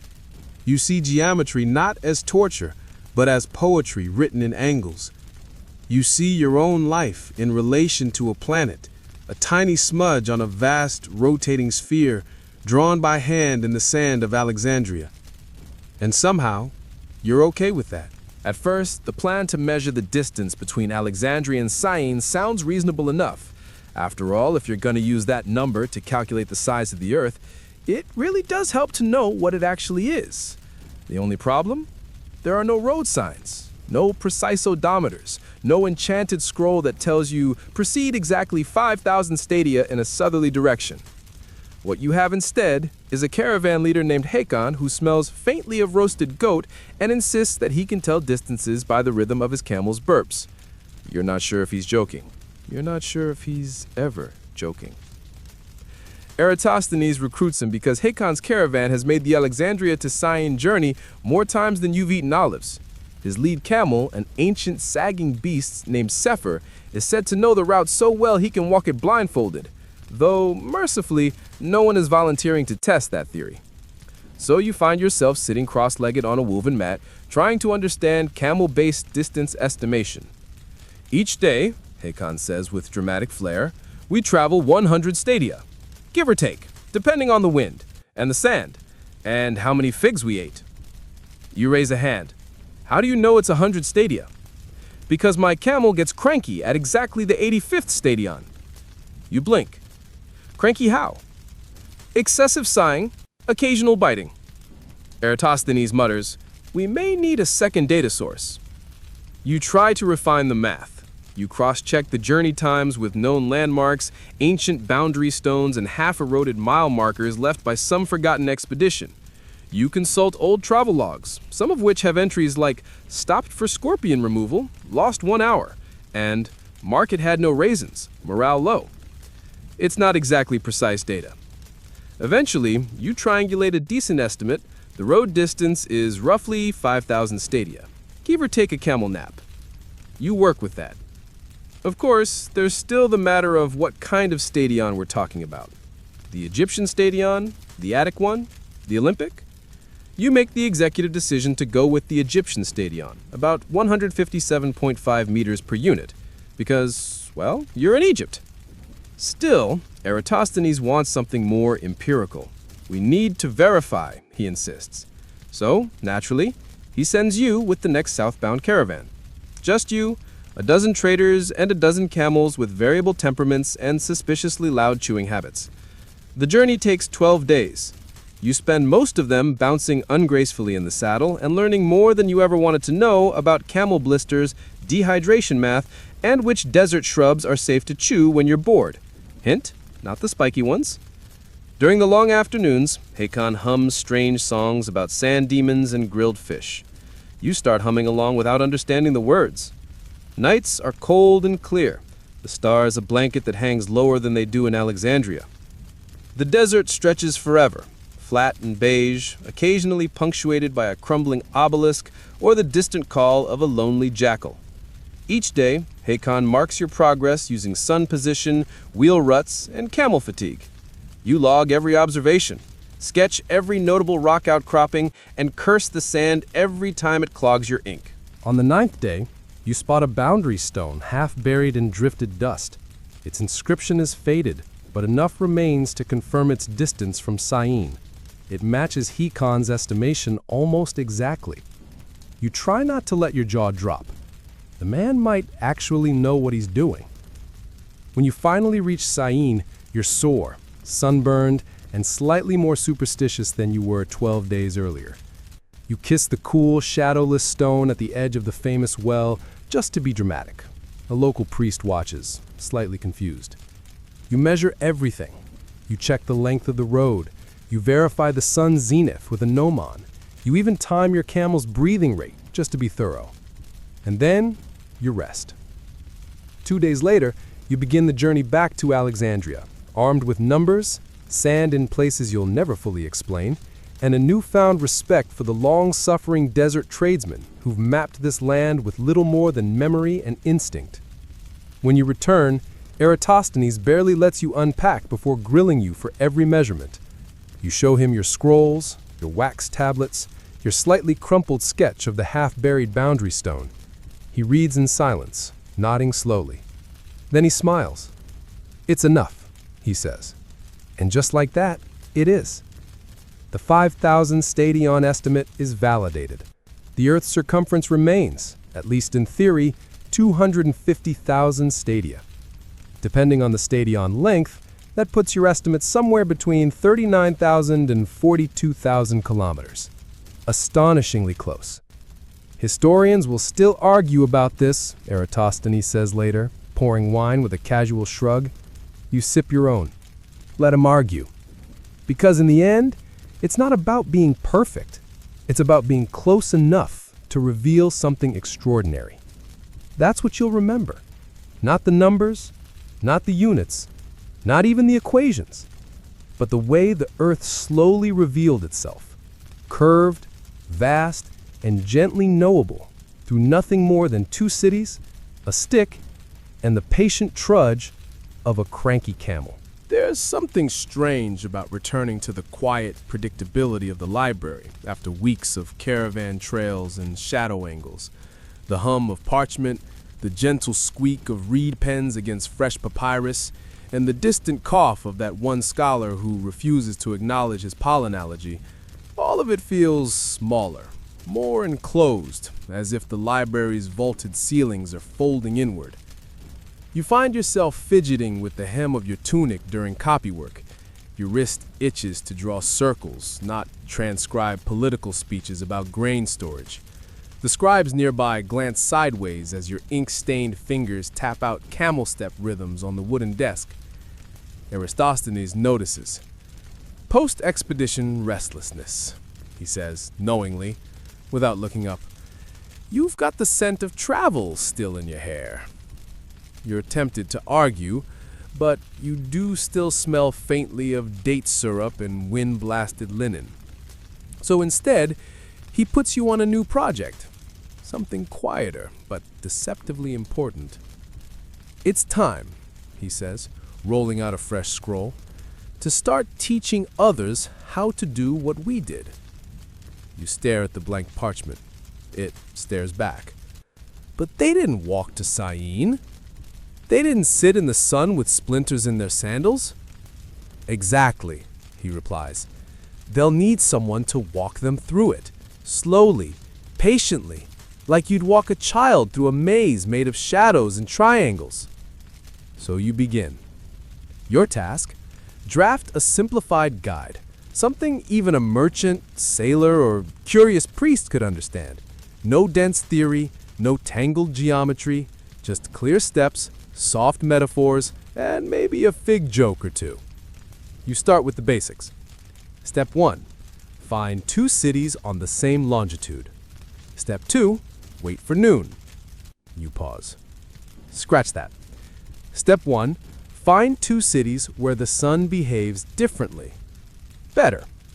Then, as the scroll begins to fill, you add in the stick. The noble, humble, perfectly ordinary stick. Place your stick upright, wait for the sun to cast a shadow, measure that shadow. Then ask someone farther south, or travel there yourself, and do it again. You pause again, nibbling the end of your pen. If one shadow is longer, the earth must curve. You underline that, twice. Then you doodle a tiny sun wearing a frown, just for you. The next few days become a quiet ritual. Write, review, simplify. You test your explanations on a skeptical porter who blinks blankly at the word mnemone. You replace it with shadow stick. He nods. You test again on a young apprentice who insists on drawing faces on the sunbeams. You let him do it. Each time, the language gets gentler, more inviting, less lofty, and slowly your guide starts to resemble something that can last beyond scroll worms and sneezing librarians. Meanwhile, Eratosthenes composes his formal version, the polished mathematical treatise destined for scholars and royalty. He names it On the Measurement of the Earth, which feels refreshingly literal after all the poetry you've endured lately. You peer over his shoulder as he writes formulas with calm precision, each letter sloped like a sleepy hill. How will people know it's not just a guess? You ask. They won't, not at first. He dips his pen again. But someday, someone will stand on another continent, read this scroll, and realize they're not standing on the edge of the world. You both sit with that thought for a while. Then he gestures to the small pyramid of scrolls near the wall. Copies of older scrolls, stacked carefully by date and author. We're just a voice in a long conversation, he murmurs. A whisper that might be heard centuries from now, or not. You nod, though the idea gives you chills. Whispers don't always last. Still, you whisper anyway. To break the tension, you resume work on your teaching scroll. You include a side note. If your stick falls over due to wind or goat interference, repeat the measurement. And another. If your city lacks sunlight, consider relocating to Egypt. We have dates. At some point, Eratosthenes reads over your shoulder and snorts into his wine. You're turning science into stand-up comedy. It keeps people awake. He raises an eyebrow. It's for asleep people, remember? Touché. But you keep your tone light, because something inside you knows this knowledge only matters if it's shareable, if it's speakable, if it can travel farther than your legs ever could. And to reach those people, to reach beyond the scholars and ivory towers, you need warmth and clarity and the occasional goat reference. Outside, Alexandria bustles with indifference. The harbor groans with imported pottery. The fish markets shout in layered voices. A man selling second-hand sandals argues that his are touched by Mercury himself. And you sit inside the library, measuring the earth with metaphor. Later, Eratosthenes returns with an update.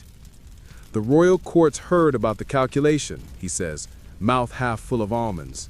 They want a presentation, diagrams, something impressive but not too dusty. Their words, not mine. You groan. I don't do audiences. You do now. So you spend the next week preparing a visual version of the experiment. The courtyard is cleared. 2 gnomons are built, slightly taller, more dramatic. Colored sand is used to mark shadows. Ribbons are tied to stones to show angles. There are even props. 1 model earth made of painted wood, 1 fake sun, a shiny copper dish on a tall pole. You feel ridiculous. But when the royal envoy arrives, robed in perfumed linen, clutching fig-stuffed pastries, you step forward and explain, calmly, patiently, 1 angle at a time. And when you reach the part where the 2 shadow lengths suggest a spherical earth, 1 noble gasps audibly. Eratosthenes doesn't smirk.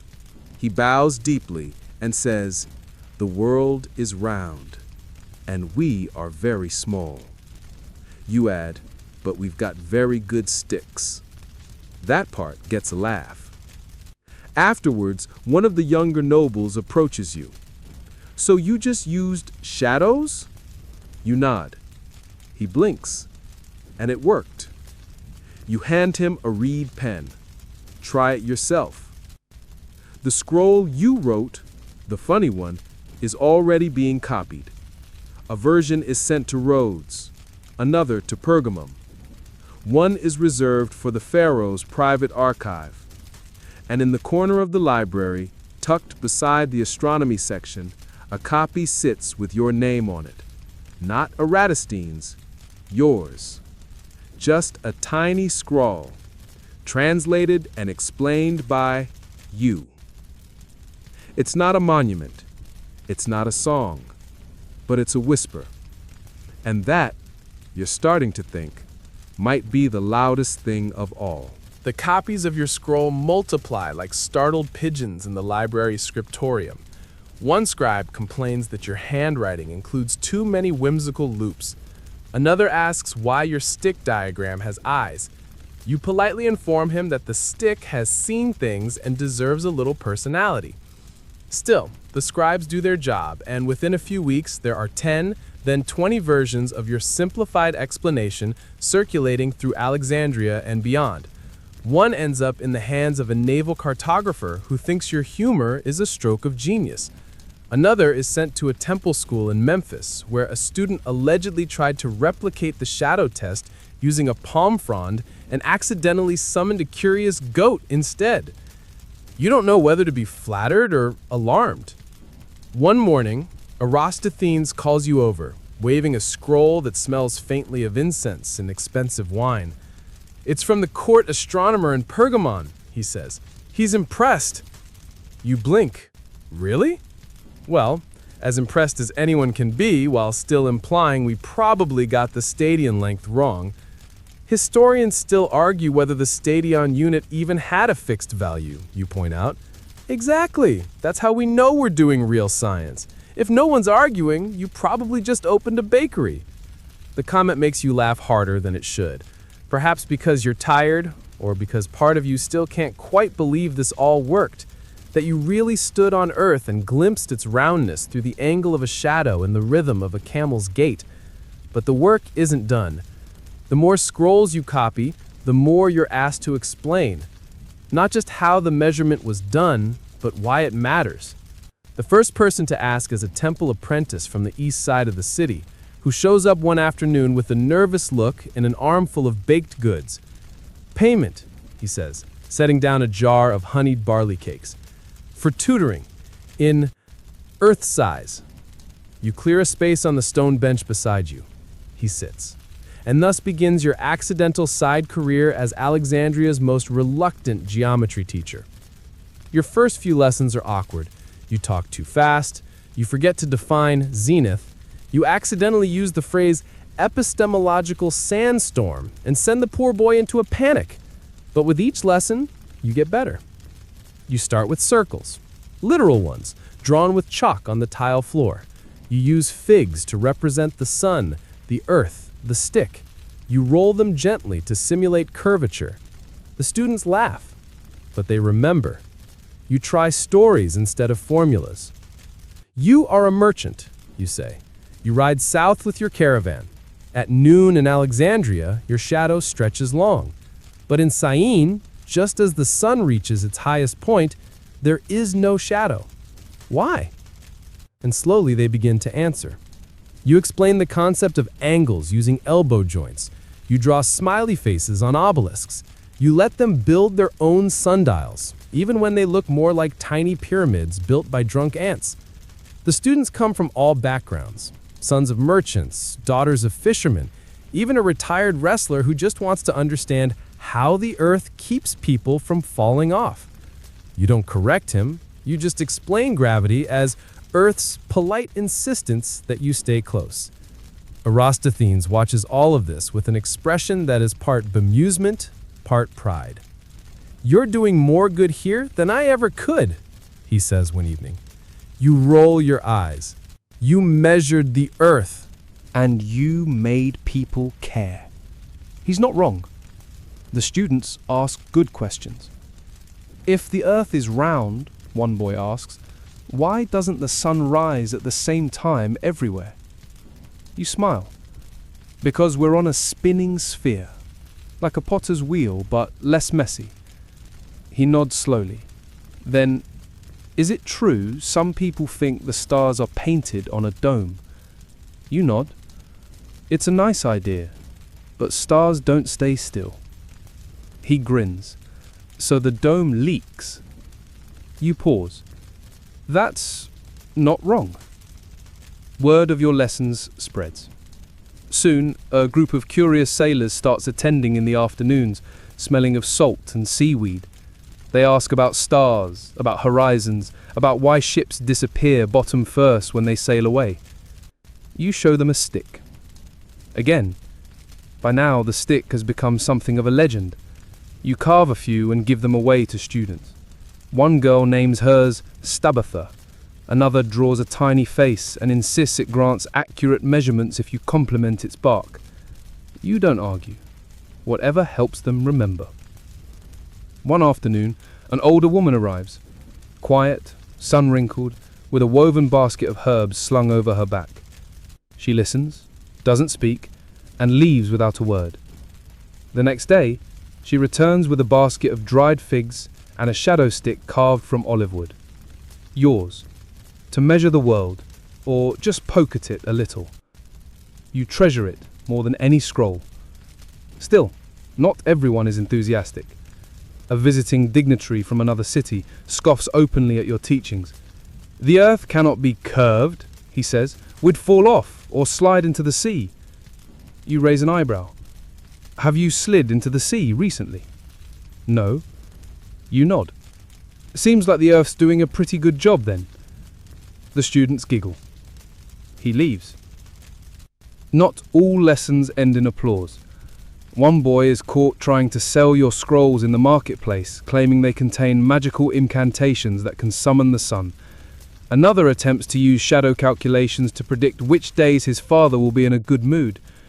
You gently suggest that the universe may be round, but human behavior is a lot harder to measure. Still, the idea of measurement catches on. People start marking shadows on their rooftops. Children trace angles in the sand.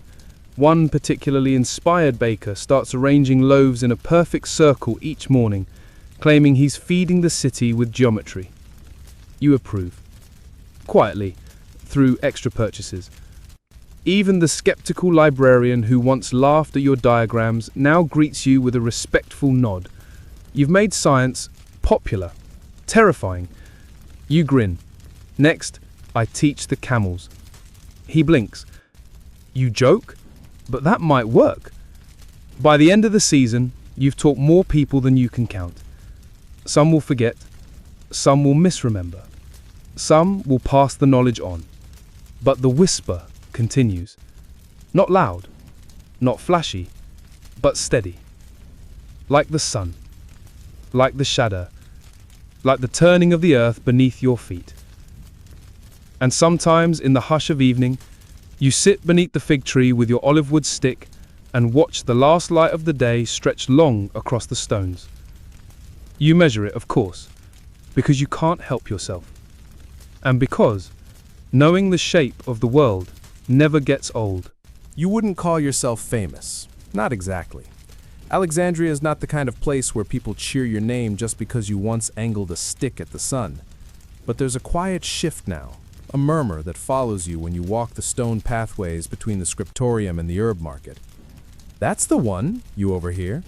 The assistant to the earth measurer. You're not sure whether to feel proud or mildly embarrassed. Your students still find you. One brings a homemade sundial shaped like a turtle. It's wildly inaccurate and oddly charming. You keep it on your windowsill.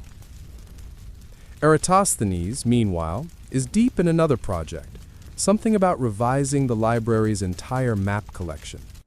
Too many straight lines, he grumbles. The world is curved, but these maps are flatter than a pharaoh's sense of humor. You try to help where you can, but mostly he lets you focus on what you now call shadow literacy, teaching people not just how to measure the earth, but how to observe it, how to be curious, how to wonder, even if that wonder starts with a splinter and a noonday squint. One day, a young woman shows up with a travel scroll tucked under her arm. Her name is Merit, and she's come from a town near Thebes. I heard your method works, she says plainly. I want to test it myself. You nod.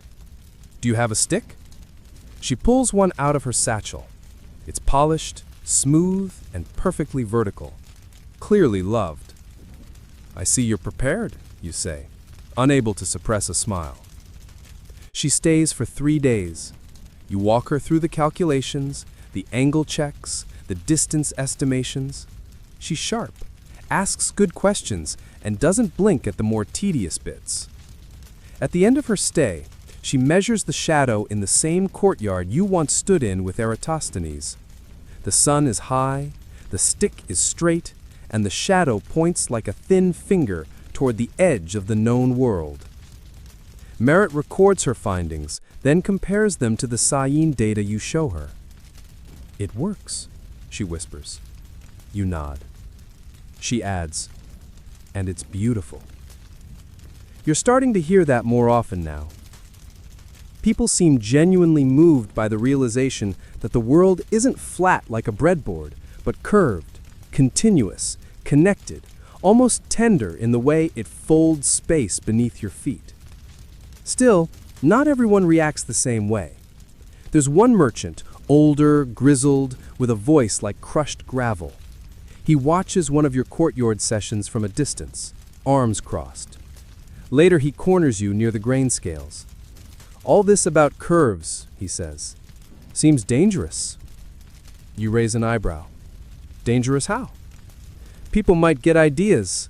They'll think they're important, that the world's knowable. You blink. Isn't that good? He snorts. Knowledge makes people discontent. A straight road is safer than a spinning sphere. You want to argue. You even start to. But then you remember something Eratosthenes once said. Not everyone wants the horizon. Some prefer the wall. So you let the merchant go. And instead, you write a new section in your scroll. Not about how to measure, but why it's worth measuring at all. You write, to know the shape of the earth is to know you are part of it. Not trapped on it, not beneath it, of it. You leave the ink to dry slowly in the sun. Meanwhile, your diagrams are getting more elaborate. The one with the stick has now been joined by a series of gentle, circular illustrations. One showing light rays bending across a curved surface, another showing a tiny caravan traveling from Alexandria to Syene, a third showing a camel with labeled knees, not scientifically relevant, but oddly popular. You even create a small flipbook version. Turn the scroll quickly, and the shadow shortens toward noon, then lengthens again.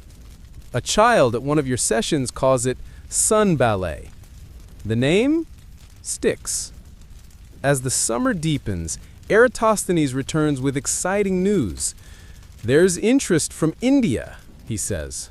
A scholar there wants a translated version of your teaching scroll. You pause. India?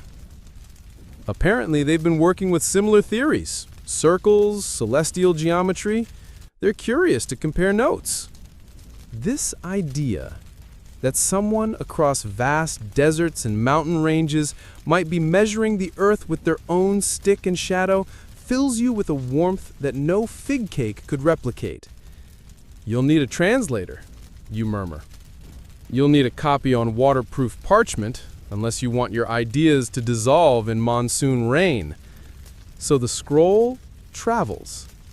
And suddenly, you realize your stick has gone global. Well, relatively global, let's not exaggerate. But still, it's crossed seas, borders, languages. That's more than most vegetables can say. A few nights later, you and Eratosthenes sit on the roof of the library, watching the stars creep across the black dome of the sky. The moon is a gentle crescent. The city murmurs below, half asleep. He speaks softly. Do you think we've changed anything? You chew your fig slowly. People know more now. Do they understand more? You shrug. Understanding takes time. He nods that. Then he gestures upward. You see those stars? Barely. I'm squinting. Same. We both chuckle. But those stars, he continues, are light from the past, traveling through space, through time, and here we are, catching it with our faces. You look up. The sky does feel like it's pressing down gently, brushing your forehead with cool, ancient light. So maybe we're light too, traveling slowly, through parchment, through students, through that one camel who still thinks we're lost. He laughs louder than he should, then quieter. Maybe? Eventually, he dozes off. You stay awake just a bit longer, counting stars, feeling the soft wind curl around your ankles. Below, in the city, a child tries to balance a stick upright. His mother laughs. The stick tips, falls, and is set upright again. The world turns, quietly, curving under your feet. Always. The next morning begins with the sound of a goat bleating somewhere far too close to the library's courtyard. You crack one eye open and see the unmistakable outline of a young student dragging the poor animal by a frayed rope, determined to demonstrate the angular displacement of livestock shadows as part of her newly invented experiment. You don't interfere. Not at first.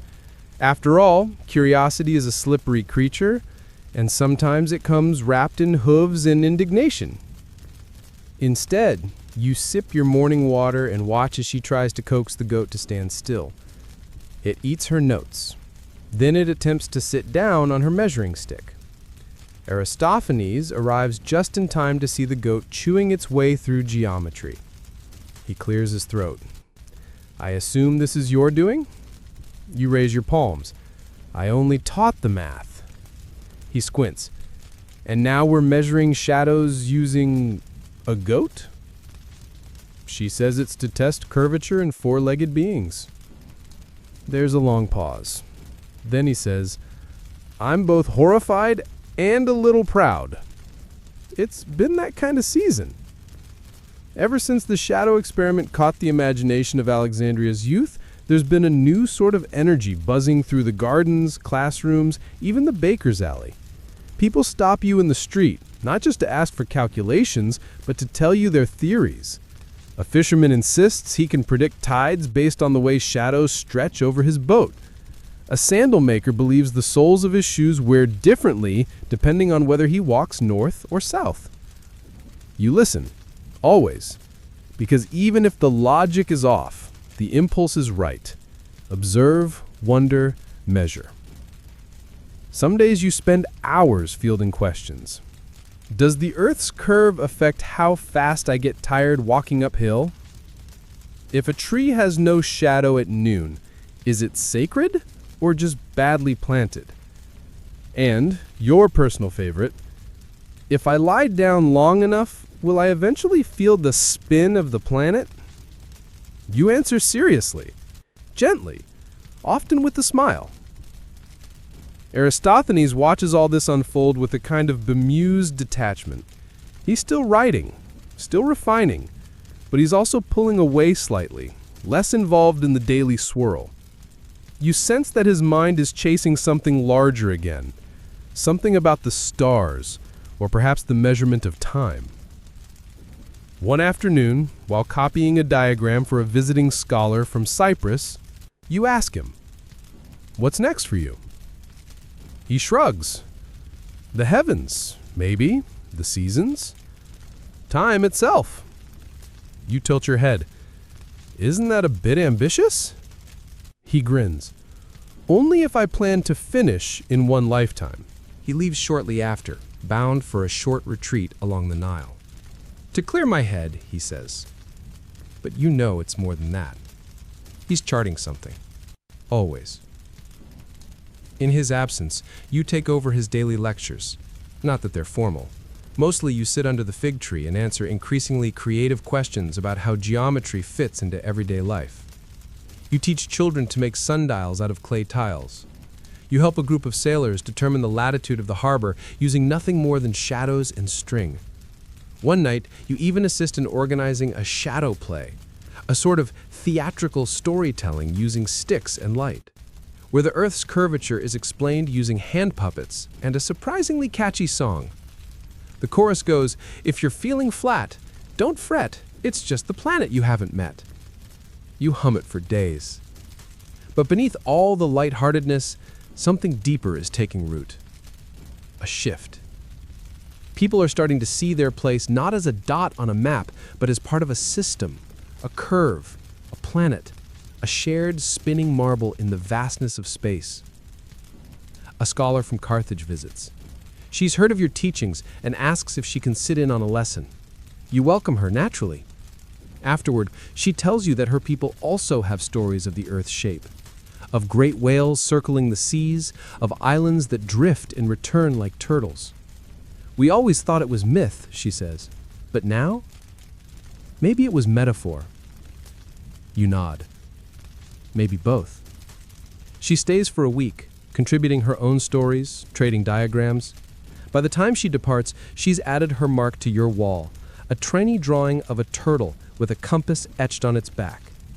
You keep it there.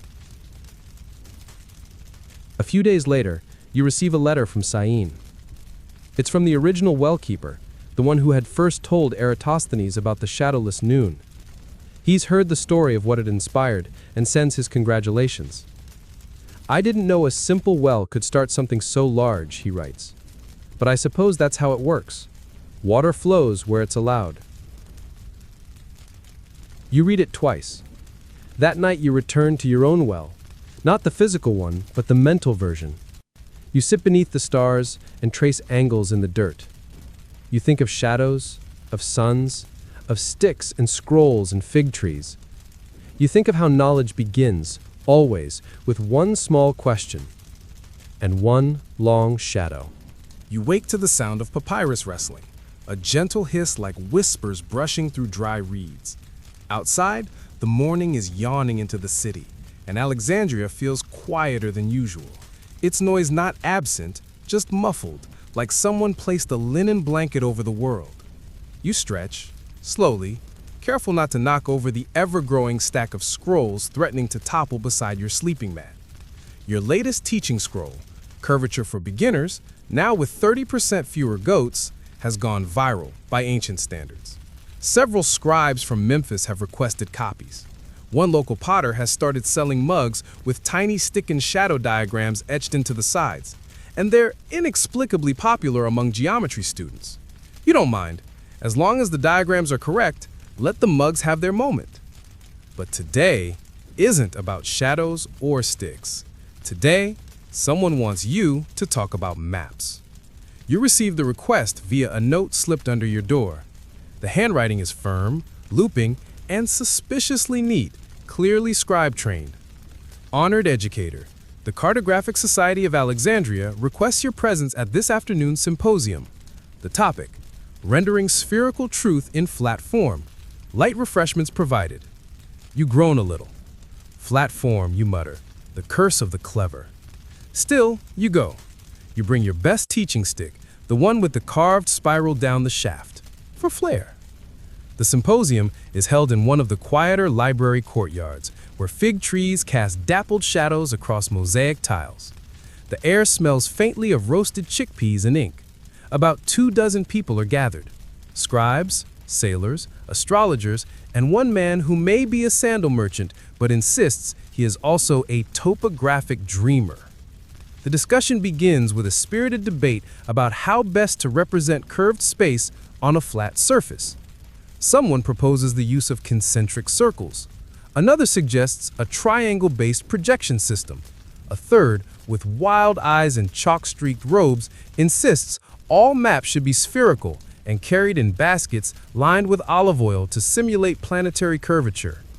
You sip your watered wine slowly. When it's your turn to speak, you begin as you always do, with a story. You stand before them, your voice steady. Picture this, you say. You are in a boat. The sea is calm. You sail forward. The horizon moves, but never gets closer.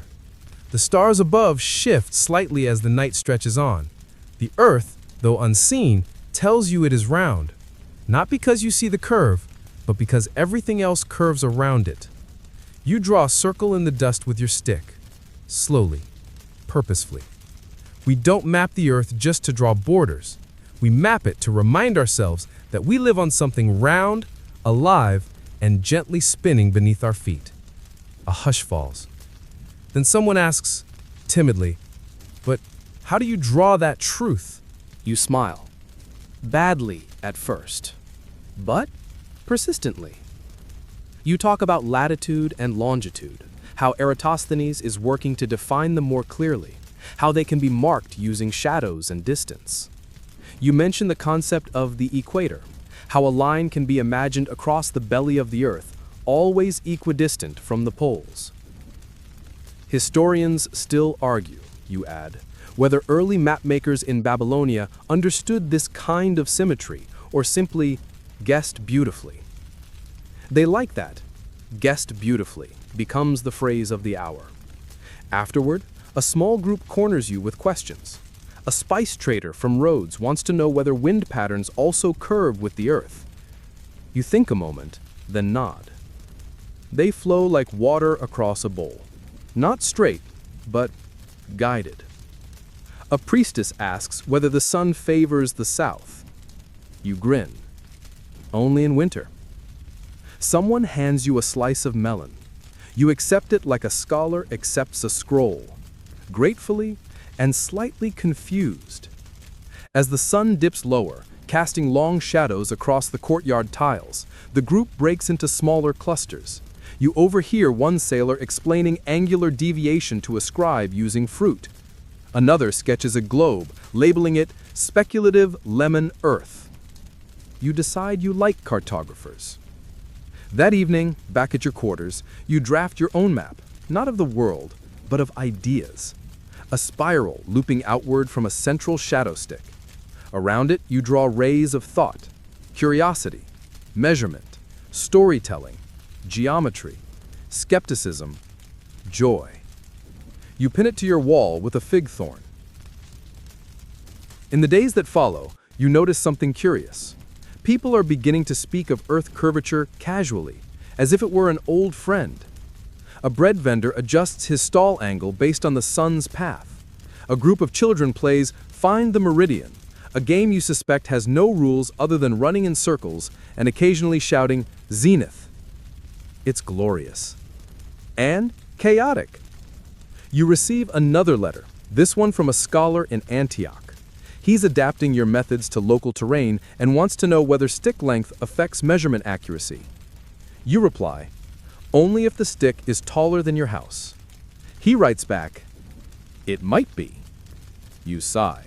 Then send him your calculations anyway, adjusting for absurdity. At night, the city hums like it always does. Candles flicker in windows. Arguments drift from taverns. The sea air carries notes of salt and secrets. You sit beneath your fig tree sketching again. This time you draw not maps or diagrams, but people. Those who've come to learn, to argue, to measure. Each with their own little stick, casting their own little shadow. All trying to understand the same spinning rock. It's a beautiful kind of madness. You lean back, staring up at the stars. One blinks brighter than the rest. You wonder what it would say if it could see you. Some fool on a round planet with a stick and too many scrolls, trying to explain the shape of everything to people who think a goat can substitute for a sundial. You smile. Then quietly, under your breath, you whisper, it's working. Because maybe, just maybe, it is. Morning arrives with the hush of a city not quite ready to begin. Alexandria is suspended in that gentle moment between first light and first footsteps, where shadows stretch sleepily and everything feels slightly more sacred than it did the night before. You sit quietly on your small rooftop perch, a simple cup of barley drink in hand, watching the seagulls glide above the still warm chimney tops like scrolls fluttering through the sky. Below you, the courtyard is still empty, except for a cat. Not your cat, no one's cat. Just the same mangy orange feline that appears whenever there's the promise of shade, curiosity, or unattended cheese. He's examining your teaching stick, or perhaps judging it. You let him. Today is market day, which means not just figs and flatbread, but also travelers, sailors, merchants, mathematicians passing through, and lately, a new group, amateur shadow readers. You never imagined your life would include being recognized by strangers as the stick person, but here you are. At the southern gate of the library, a boy with ink-stained fingers intercepts you, eyes wide. "Master," he says breathlessly, far too dramatically, "I think I found a new method." You blink. For what? For verifying curvature using camel footprints. Of course. He pulls out a diagram that appears, at first glance, to be a series of smudges, but then you look closer. There is something to it. If one tracks how camel hooves imprint differently across long distances, the angle of shadow between prints might, in theory, suggest something about light distortion over the curved earth. Might. You pat him on the shoulder. Let's call that a maybe. He beams like you've knighted him. Later, at your usual fig stall, the vendor tells you that his cousin has started baking bread in hemisphere-shaped molds in honor of your round earth idea. You buy 3 loaves, out of curiosity. And hunger. The bread is round. That's the best thing you can say about it. Still, the message is sweet. The city, slowly, is reshaping itself to include a curved world in its everyday rhythms. Not everyone is thrilled. In one of your afternoon courtyard sessions, a local elder, a man who once taught astrology, now retired and mostly grumpy, pulls you aside. He eyes your diagram suspiciously. Are you sure the Earth is round? You pause. It's not a perfect sphere. It's slightly flattened at the poles. He squints. So now it's squashed too?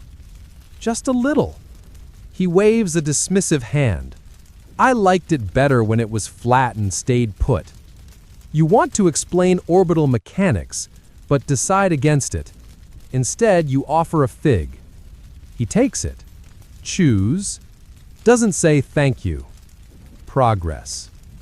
You spend the next few days preparing a new scroll for the junior students. This one focuses on error margins. A thrilling topic, I'm sure. Nothing gets the young mind racing like acceptable deviations in angular data. Still, you manage to make it accessible. Comparing measurements to baking, where even a slight miscount in flour can result in flat bread or overly excited yeast. One of your students, a girl with a gap-toothed grin and a worrying obsession with protractors, writes in her margins, "The Earth is basically a giant underbaked pie." You keep that one. Meanwhile, your correspondence grows. Letters arrive from distant cities, some written in graceful, flowing script, others in blocky, ink-blotted lines. They contain everything from complex equations to crude charcoal sketches of sundials carved into sand. A teacher from the island of Delos sends a delightful treatise titled Shadow Play, an ode to noon. A sailor from Cyrene describes watching the shadow of his mast vanish completely during a storm, claiming it felt like being swallowed by the sky. And one enthusiastic 9-year-old writes simply, "I told my goat the earth is round. He didn't care. I care." You pin that one to your wall. Among these, you find a small wooden box, no name. Inside, a miniature bronze stick, no taller than your finger, perfectly carved. A note says, "For traveling scholars who can't carry long shadows." You hold it in your hand and smile. One evening, while cataloging these new treasures, you hear footsteps on the stairs. Eratosthenes has returned. He looks older, somehow. Not tired, more like someone who's walked through several layers of thought and come out calmer on the other side. You stand. "Welcome back." He nods. The Nile says hello. You sit together beneath your old fig tree. He listens patiently as you recount the shadow stick games, the bread, the goat debates, the unsolicited cartography from curious sandal makers. He laughs often, more than usual. Then he asks, "Do you think they really believe it? That the earth is round?" You think. Some, others just like the diagrams. That's fair. A silence grows between you, but it's not heavy, just restful. After a while, he pulls something from his satchel, a small papyrus scroll, nearly worn through from folding. "This," he says, "is a chart of shadow lengths across multiple Nile towns, recorded by farmers mostly. None of them knew what it meant." You unroll it carefully. Lines, angles, scrawled notes, some in shorthand, some in poetic form. "It's beautiful," you whisper. "It's data," he replies, "and it matches ours." So there it is. Across dusty towns, in sun-baked fields, ordinary people, without degrees, without scrolls, without your terribly catchy puppet song, have been watching the sun, marking time, noting shadows, like silent witnesses to something sacred. You sit with that thought a long time. Eventually, Eratosthenes stands. He says, "I'm going to write one last letter. Then I think I'll let the next wave do its work." You nod. "I think it's already started." That night, you dream of a giant stick planted in the center of the earth, casting a shadow so long it stretches across continents, People everywhere gather beneath it, measuring, marveling, pointing to the sky, not to worship, but to wonder. When you wake, you feel rested and ready. The day begins with a whisper, not a bang. A cool breeze filters in from the harbor, smelling faintly of salt, fish, and the sharp ink of freshly copied scrolls. You rise slowly, your joints creaking in quiet protest, your body still remembering the previous day's walk to the Southern Observatory, where a particularly zealous debate about shadow deviation on inclined surfaces lasted far longer than your sandals would have preferred. As you make your way through the colonnades of the library, something feels different. It's not the marble floors, which are as cracked and chalk-dusted as always, nor is it the air, which still carries the familiar scent of olive oil and waxed papyrus. No, it's the energy. A hushed buzz lingers in the corners, behind the alcoves, in the rhythm of hurried footsteps. You round a corner and find out why. There, in the main gallery, stands a delegation from Pergamon. Yes, that Pergamon, the rival library across the sea, where papyrus envy is practically an official religion. The scholars are dressed in draped linen robes with collars far too stiff for comfort, and they all look like they haven't smiled in several dynasties. At the center of the group stands a woman holding a scroll case with an ornamental latch shaped like a turtle. She spots you. "You're the shadow stick person," she says flatly. You blink. That's, technically correct. She hands you the scroll case. "We've come to discuss projection principles." Of course they have. Apparently, word of Alexandria's new methods has drifted north, catching the ears of cartographers, astrologers, and even one philosopher who believes the Earth is not only round, but hollow, and possibly inhabited by a race of extremely polite subterranean librarians. You file that under maybe later. You invite the delegation into the shaded garden room, where a table is already littered with sand diagrams and a half-eaten fig tart from yesterday's brainstorming session. They sit, unsmiling, like statues with political ambitions.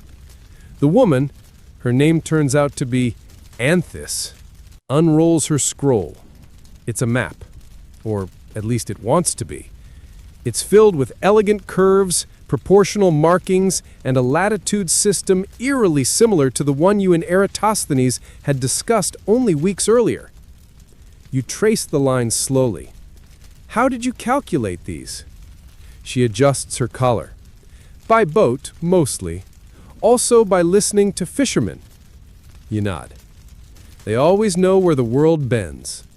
Her mouth twitches, almost a smile. The discussion unfolds like a careful chess game.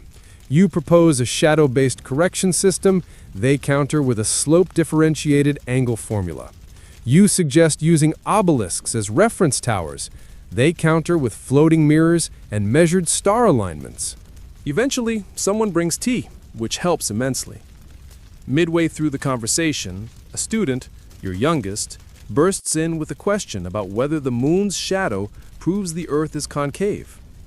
You redirect him with a biscuit and a gentle, "Not today." Anthis observes all this with a curious look. "You teach openly," she remarks, "even when it's chaotic." You shrug. Learning is chaotic. Order comes later. She nods. In Pergamon, learning is sequential. You resist the urge to ask whether they also alphabetize their thoughts. Instead, you guide her to your wall of notes, where diagrams, letters, poems, and misfired calculations mingle like citizens of a particularly unruly village. She stares at it a long time. "This is messy," she says. You grin, "but truthful." And that, it seems, is the point. By the end of the day, the Pergamon scholars have not only stayed for supper, but also volunteered to attend your next shadow demonstration. Anthis even asks if she can keep one of your sticks. You hesitate, then hand her the travel-sized bronze one. "For export," you say. She holds it like a relic. "We'll call it the Athenian alignment tool." You shake your head. You really don't have to name everything. But secretly, you're flattered.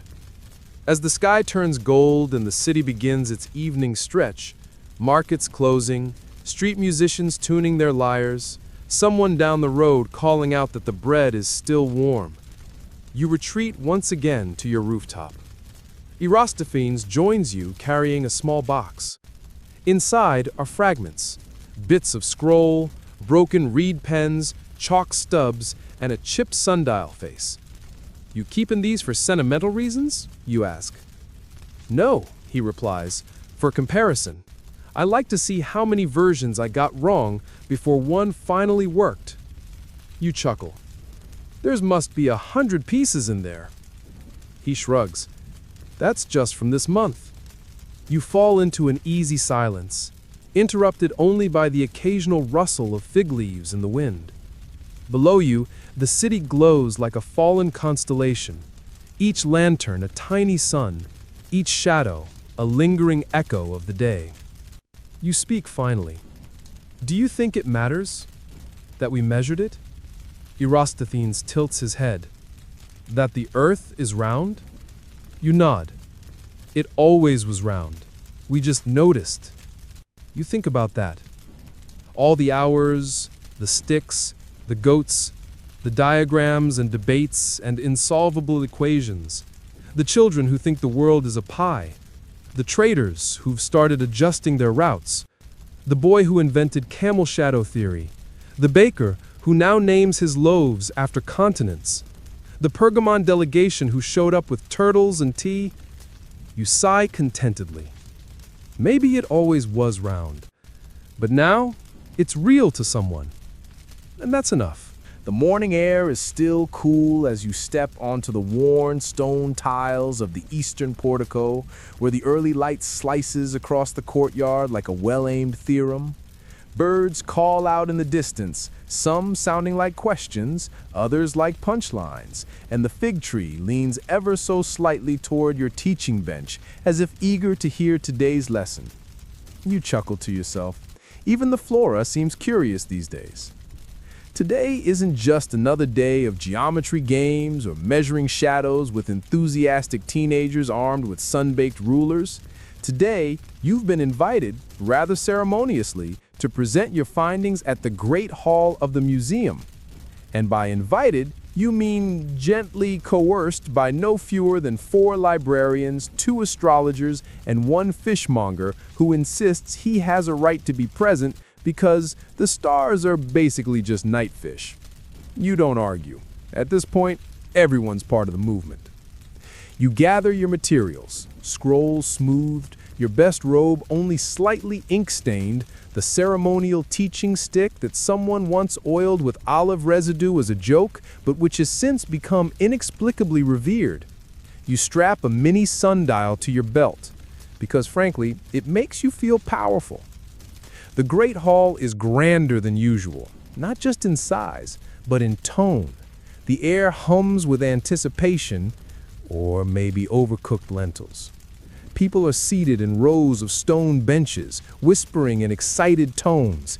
Even the marble busts on the columns look more alert today. You take your place at the central dais, shaded just enough to prevent sun blindness, but not so shaded as to hide your impressive chalkboard sketches. You begin with a question, not for them, but for the ceiling. How do you measure something you cannot see? A few scholars lean forward, a few scribes scribble, as if your question is already the answer. You continue, weaving your tale. You speak of Syene, where the sun once stood directly overhead, of Alexandria, where shadows danced at angles, of how you read those shadows like poetry, teasing out meaning from absence, of how you and Eratosthenes measured the world not with ships or soldiers, but with curiosity, math, and long afternoons. You talk about the journey, not just physical, but intellectual. The failures, the cracked sticks, the small successes that tasted like dates dipped in honey, the letters from farmers who accidentally measured cow shadows instead of obelisks and sent apologies on leaf paper. People laugh. Good. That means they're listening. You show them your diagrams. Some are old and familiar, like a friend's face. Others are new, experiments with elliptical approximations, corrections for terrain, even a simplified guide for children who think angles are magical spells. At some point, someone in the back calls out, "But what about the flat earthers?" You pause mid-spiral. Then you say gently, "They're welcome to draw maps too." Laughter again, but softer this time, respectful. Then you say something you hadn't planned to say. "I think the earth is round, not because I measured it, but because measuring it taught me how to see." You let that hang in the air. You talk about how wonder itself is a kind of compass, that even if your calculations were wrong, and some definitely are, the act of looking, questioning, doubting, testing, that's the real shape of the earth. Not round, not flat, but full of people willing to measure a shadow just to find out. After you finish, there is a pause, a long one, not the awkward kind, but the kind that means something just landed. Then the hall erupts, not in wild applause, this isn't the theater, but in nods, scribbling thoughts, the intellectual version of a standing ovation. Someone brings you water. Another hands you a new scroll case, embossed with tiny sun symbols along the edge. You suspect it will become your new favorite. Outside, the sun has moved, of course, as it always does, but now it feels like it's moving with you.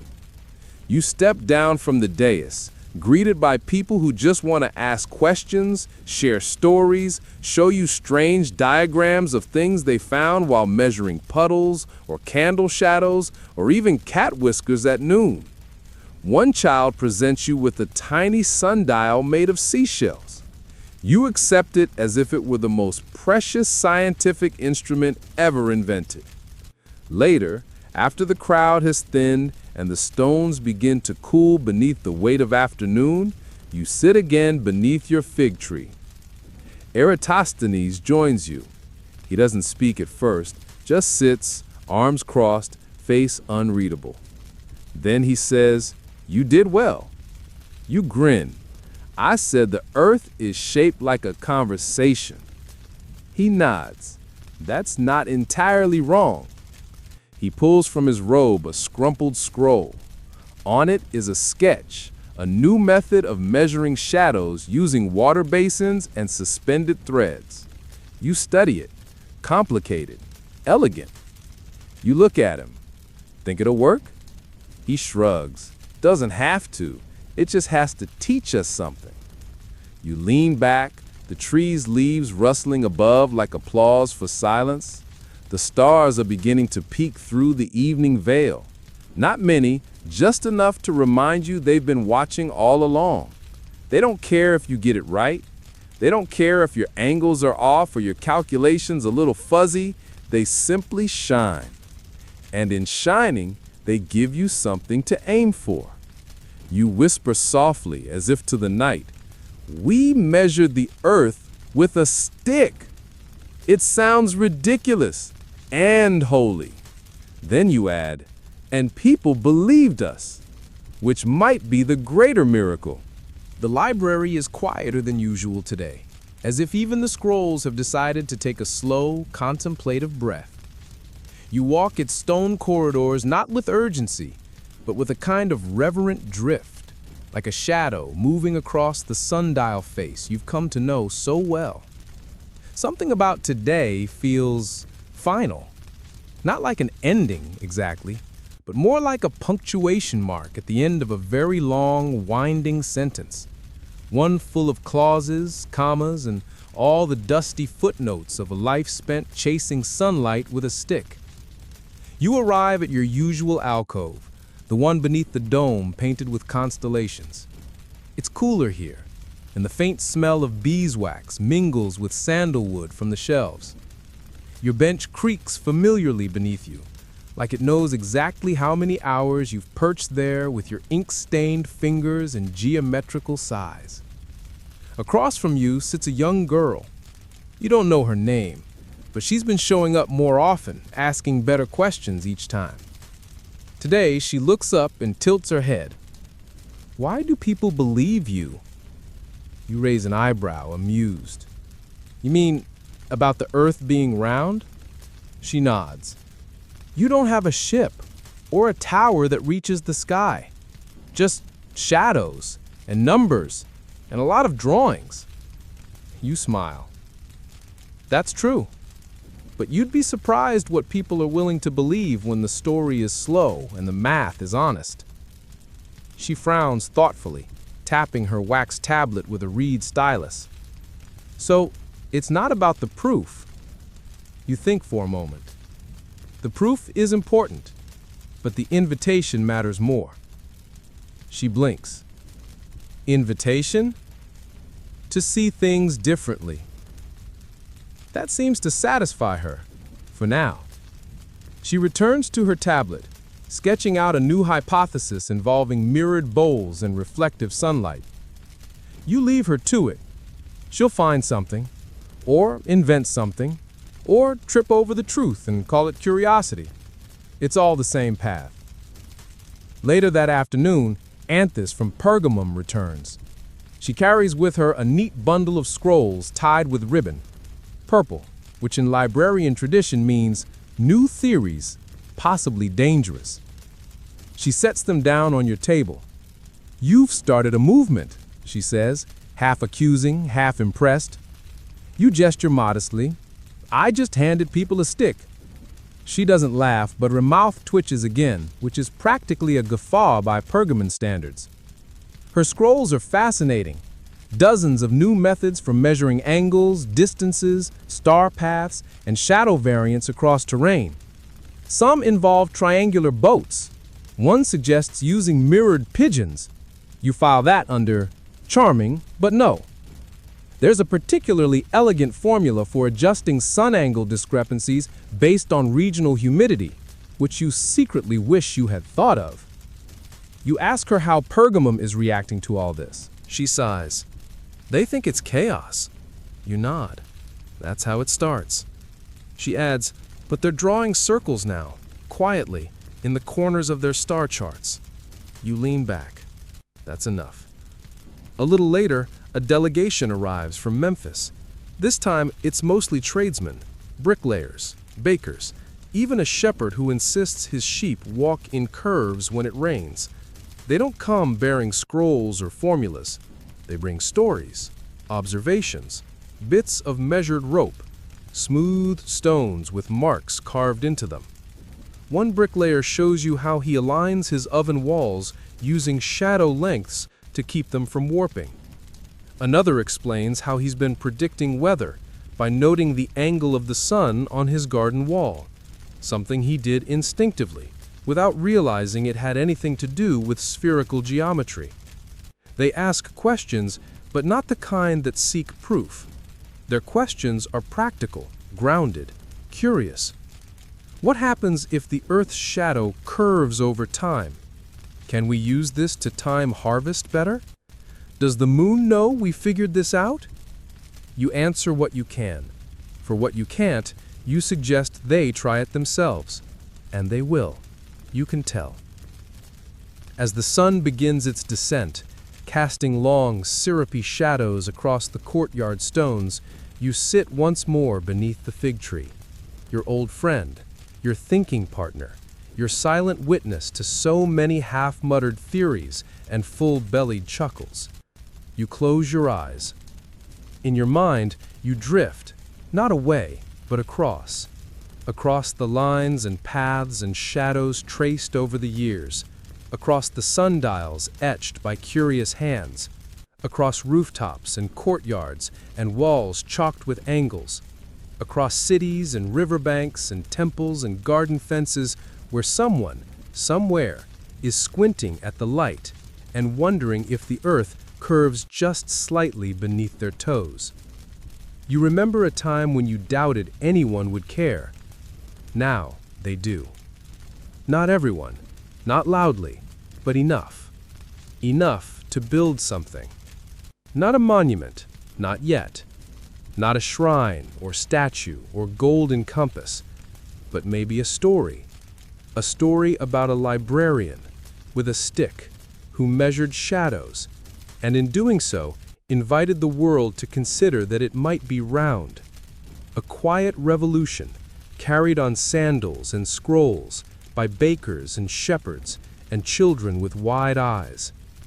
You open your eyes again and see the girl from earlier, still at her tablet. This time she's drawing you. In the sketch, you're holding the sun in one hand and a long, wobbly stick in the other. You don't correct her. It's close enough. The days have grown longer, or at least they feel that way. Not in the tiring sense, but in the way light lingers just a little more generously over your shoulders as you move through the city. Alexandria breathes with the soft pulse of late afternoon, a city half shaded by canopies, half warmed by stone, buzzing with the faint murmur of ideas exchanged like fruit in a marketplace. You no longer wake with urgency. The measurements are done. The math is written. The stick, your humble sun-chasing companion, rests now beside your window, angled just so, casting a line of shadow across the room as if to remind you the earth is still there, still round, still slowly spinning its way through another stretch of time. This morning, you do something you haven't done in months. You walk to the harbor. No scrolls, no chalk, no eager students clinging to your sleeve with questions about planetary alignment or goat-based sundials. Just you, your sandals, the worn hem of your robe, and the smell of salt and fish and windblown stories.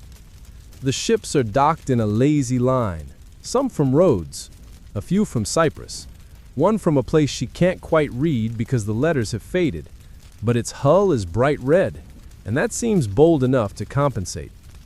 You sit on the dock beside a barrel of salted olives and watch the water lap gently against the stone. A seagull lands nearby and cocks its head at you as if it too has heard the rumors. You squint back. I didn't flatten the earth, just measured it.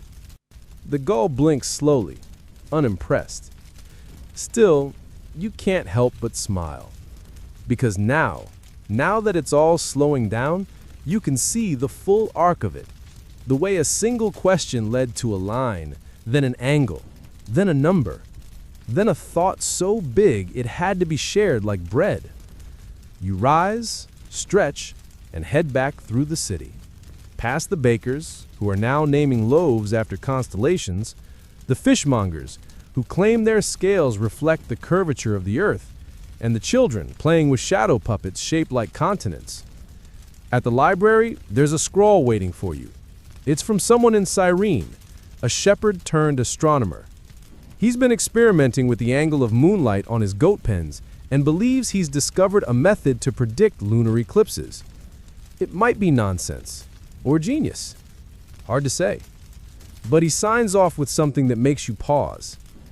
I never thought I'd be the kind of person who cared about shadows. But now, I wake up wondering where they'll fall. You hold the scroll for a long time. Eventually, you place it on your desk, atop the growing stack of letters, diagrams, and unsolicited shadow theories that now arrive weekly. They're messy and beautiful, and proof that something happened, something small, but real. Later that evening, you find yourself once again on your rooftop.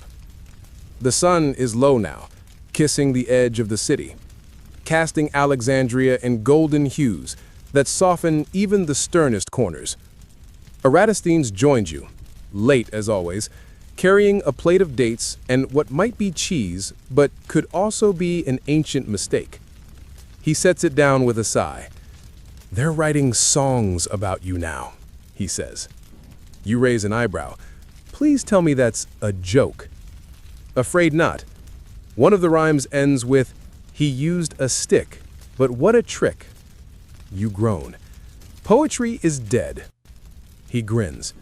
"Apparently, geometry killed it." You laugh, full, deep, and unrestrained. Because truly, what else is there to do? You both sit in silence after that, watching the stars bloom one by one, remembering how you used to trace them with your fingers on parchment. Now, others do that. Others wonder, measure, doubt, believe. You lean back and close your eyes, and slowly, a realization curls through you. Not like a shout, but like a whisper passed hand to hand in a quiet hall. You weren't trying to change the world. You just wanted to understand it. To hold a small part of it up to the light and say, "Look, this is what I see. Do you see it too?" And somehow, that was enough. Not to fix the world, or command it, or explain away its mysteries, but to add a note to the great human song, a soft, sustained tone that still lingers even after your voice falls silent. Below you, the city hums. A soft breeze nudges your elbow. The stars flicker above, indifferent and eternal. And beside you, your friend breaks off a piece of questionable cheese and offers it without comment. You take it, because honestly, what else can you do? You've measured the earth with a stick. You've taught children to chase shadows. You've convinced skeptical scholars to draw circles on maps. You've watched stories bloom in places you'll never see. And now, it's quiet. Perfectly, wonderfully quiet. The night air now rests gently over Alexandria, like a linen sheet stretched smooth across a well-made bed. The stars, which once served as guides for sailors and symbols for scholars, are simply glowing now. No longer puzzles, just peaceful dots in a velvet sky. And you, tucked into the soft silence of your rooftop perch, are finally still. The stick lies beside you, no longer needed. Its shadow has vanished into the folds of twilight. The numbers are written, the scrolls are copied. The questions, for now, are content to wait until morning. Somewhere, far off, a child crouches over a sundial, curious about the slant of light. A shepherd stares upward from a field, wondering if the moon has secrets it hasn't yet shared. A librarian in another city unties a scroll sent from Alexandria, heart fluttering at the thought of finding something true inside. You've left no empire behind, no army, no temple of gold. Just a method, a way of seeing, a gentle challenge whispered through time. Measure the world not to master it, but to meet it. Breathe in. The air is warm, slightly salted. There's the faint scent of papyrus, and maybe, somewhere nearby, roasted almonds. Breathe out. You are no longer Eratosthenes, no longer a mathematician or librarian or voice for reason in an age of wonder. You are simply still. And the earth, yes, that round, impossibly large, spinning marble you once dared to measure with nothing more than shadows and patience, is still beneath you, cradling your rest. Let it hold you. You've done enough. Sleep now. The stars will keep watch.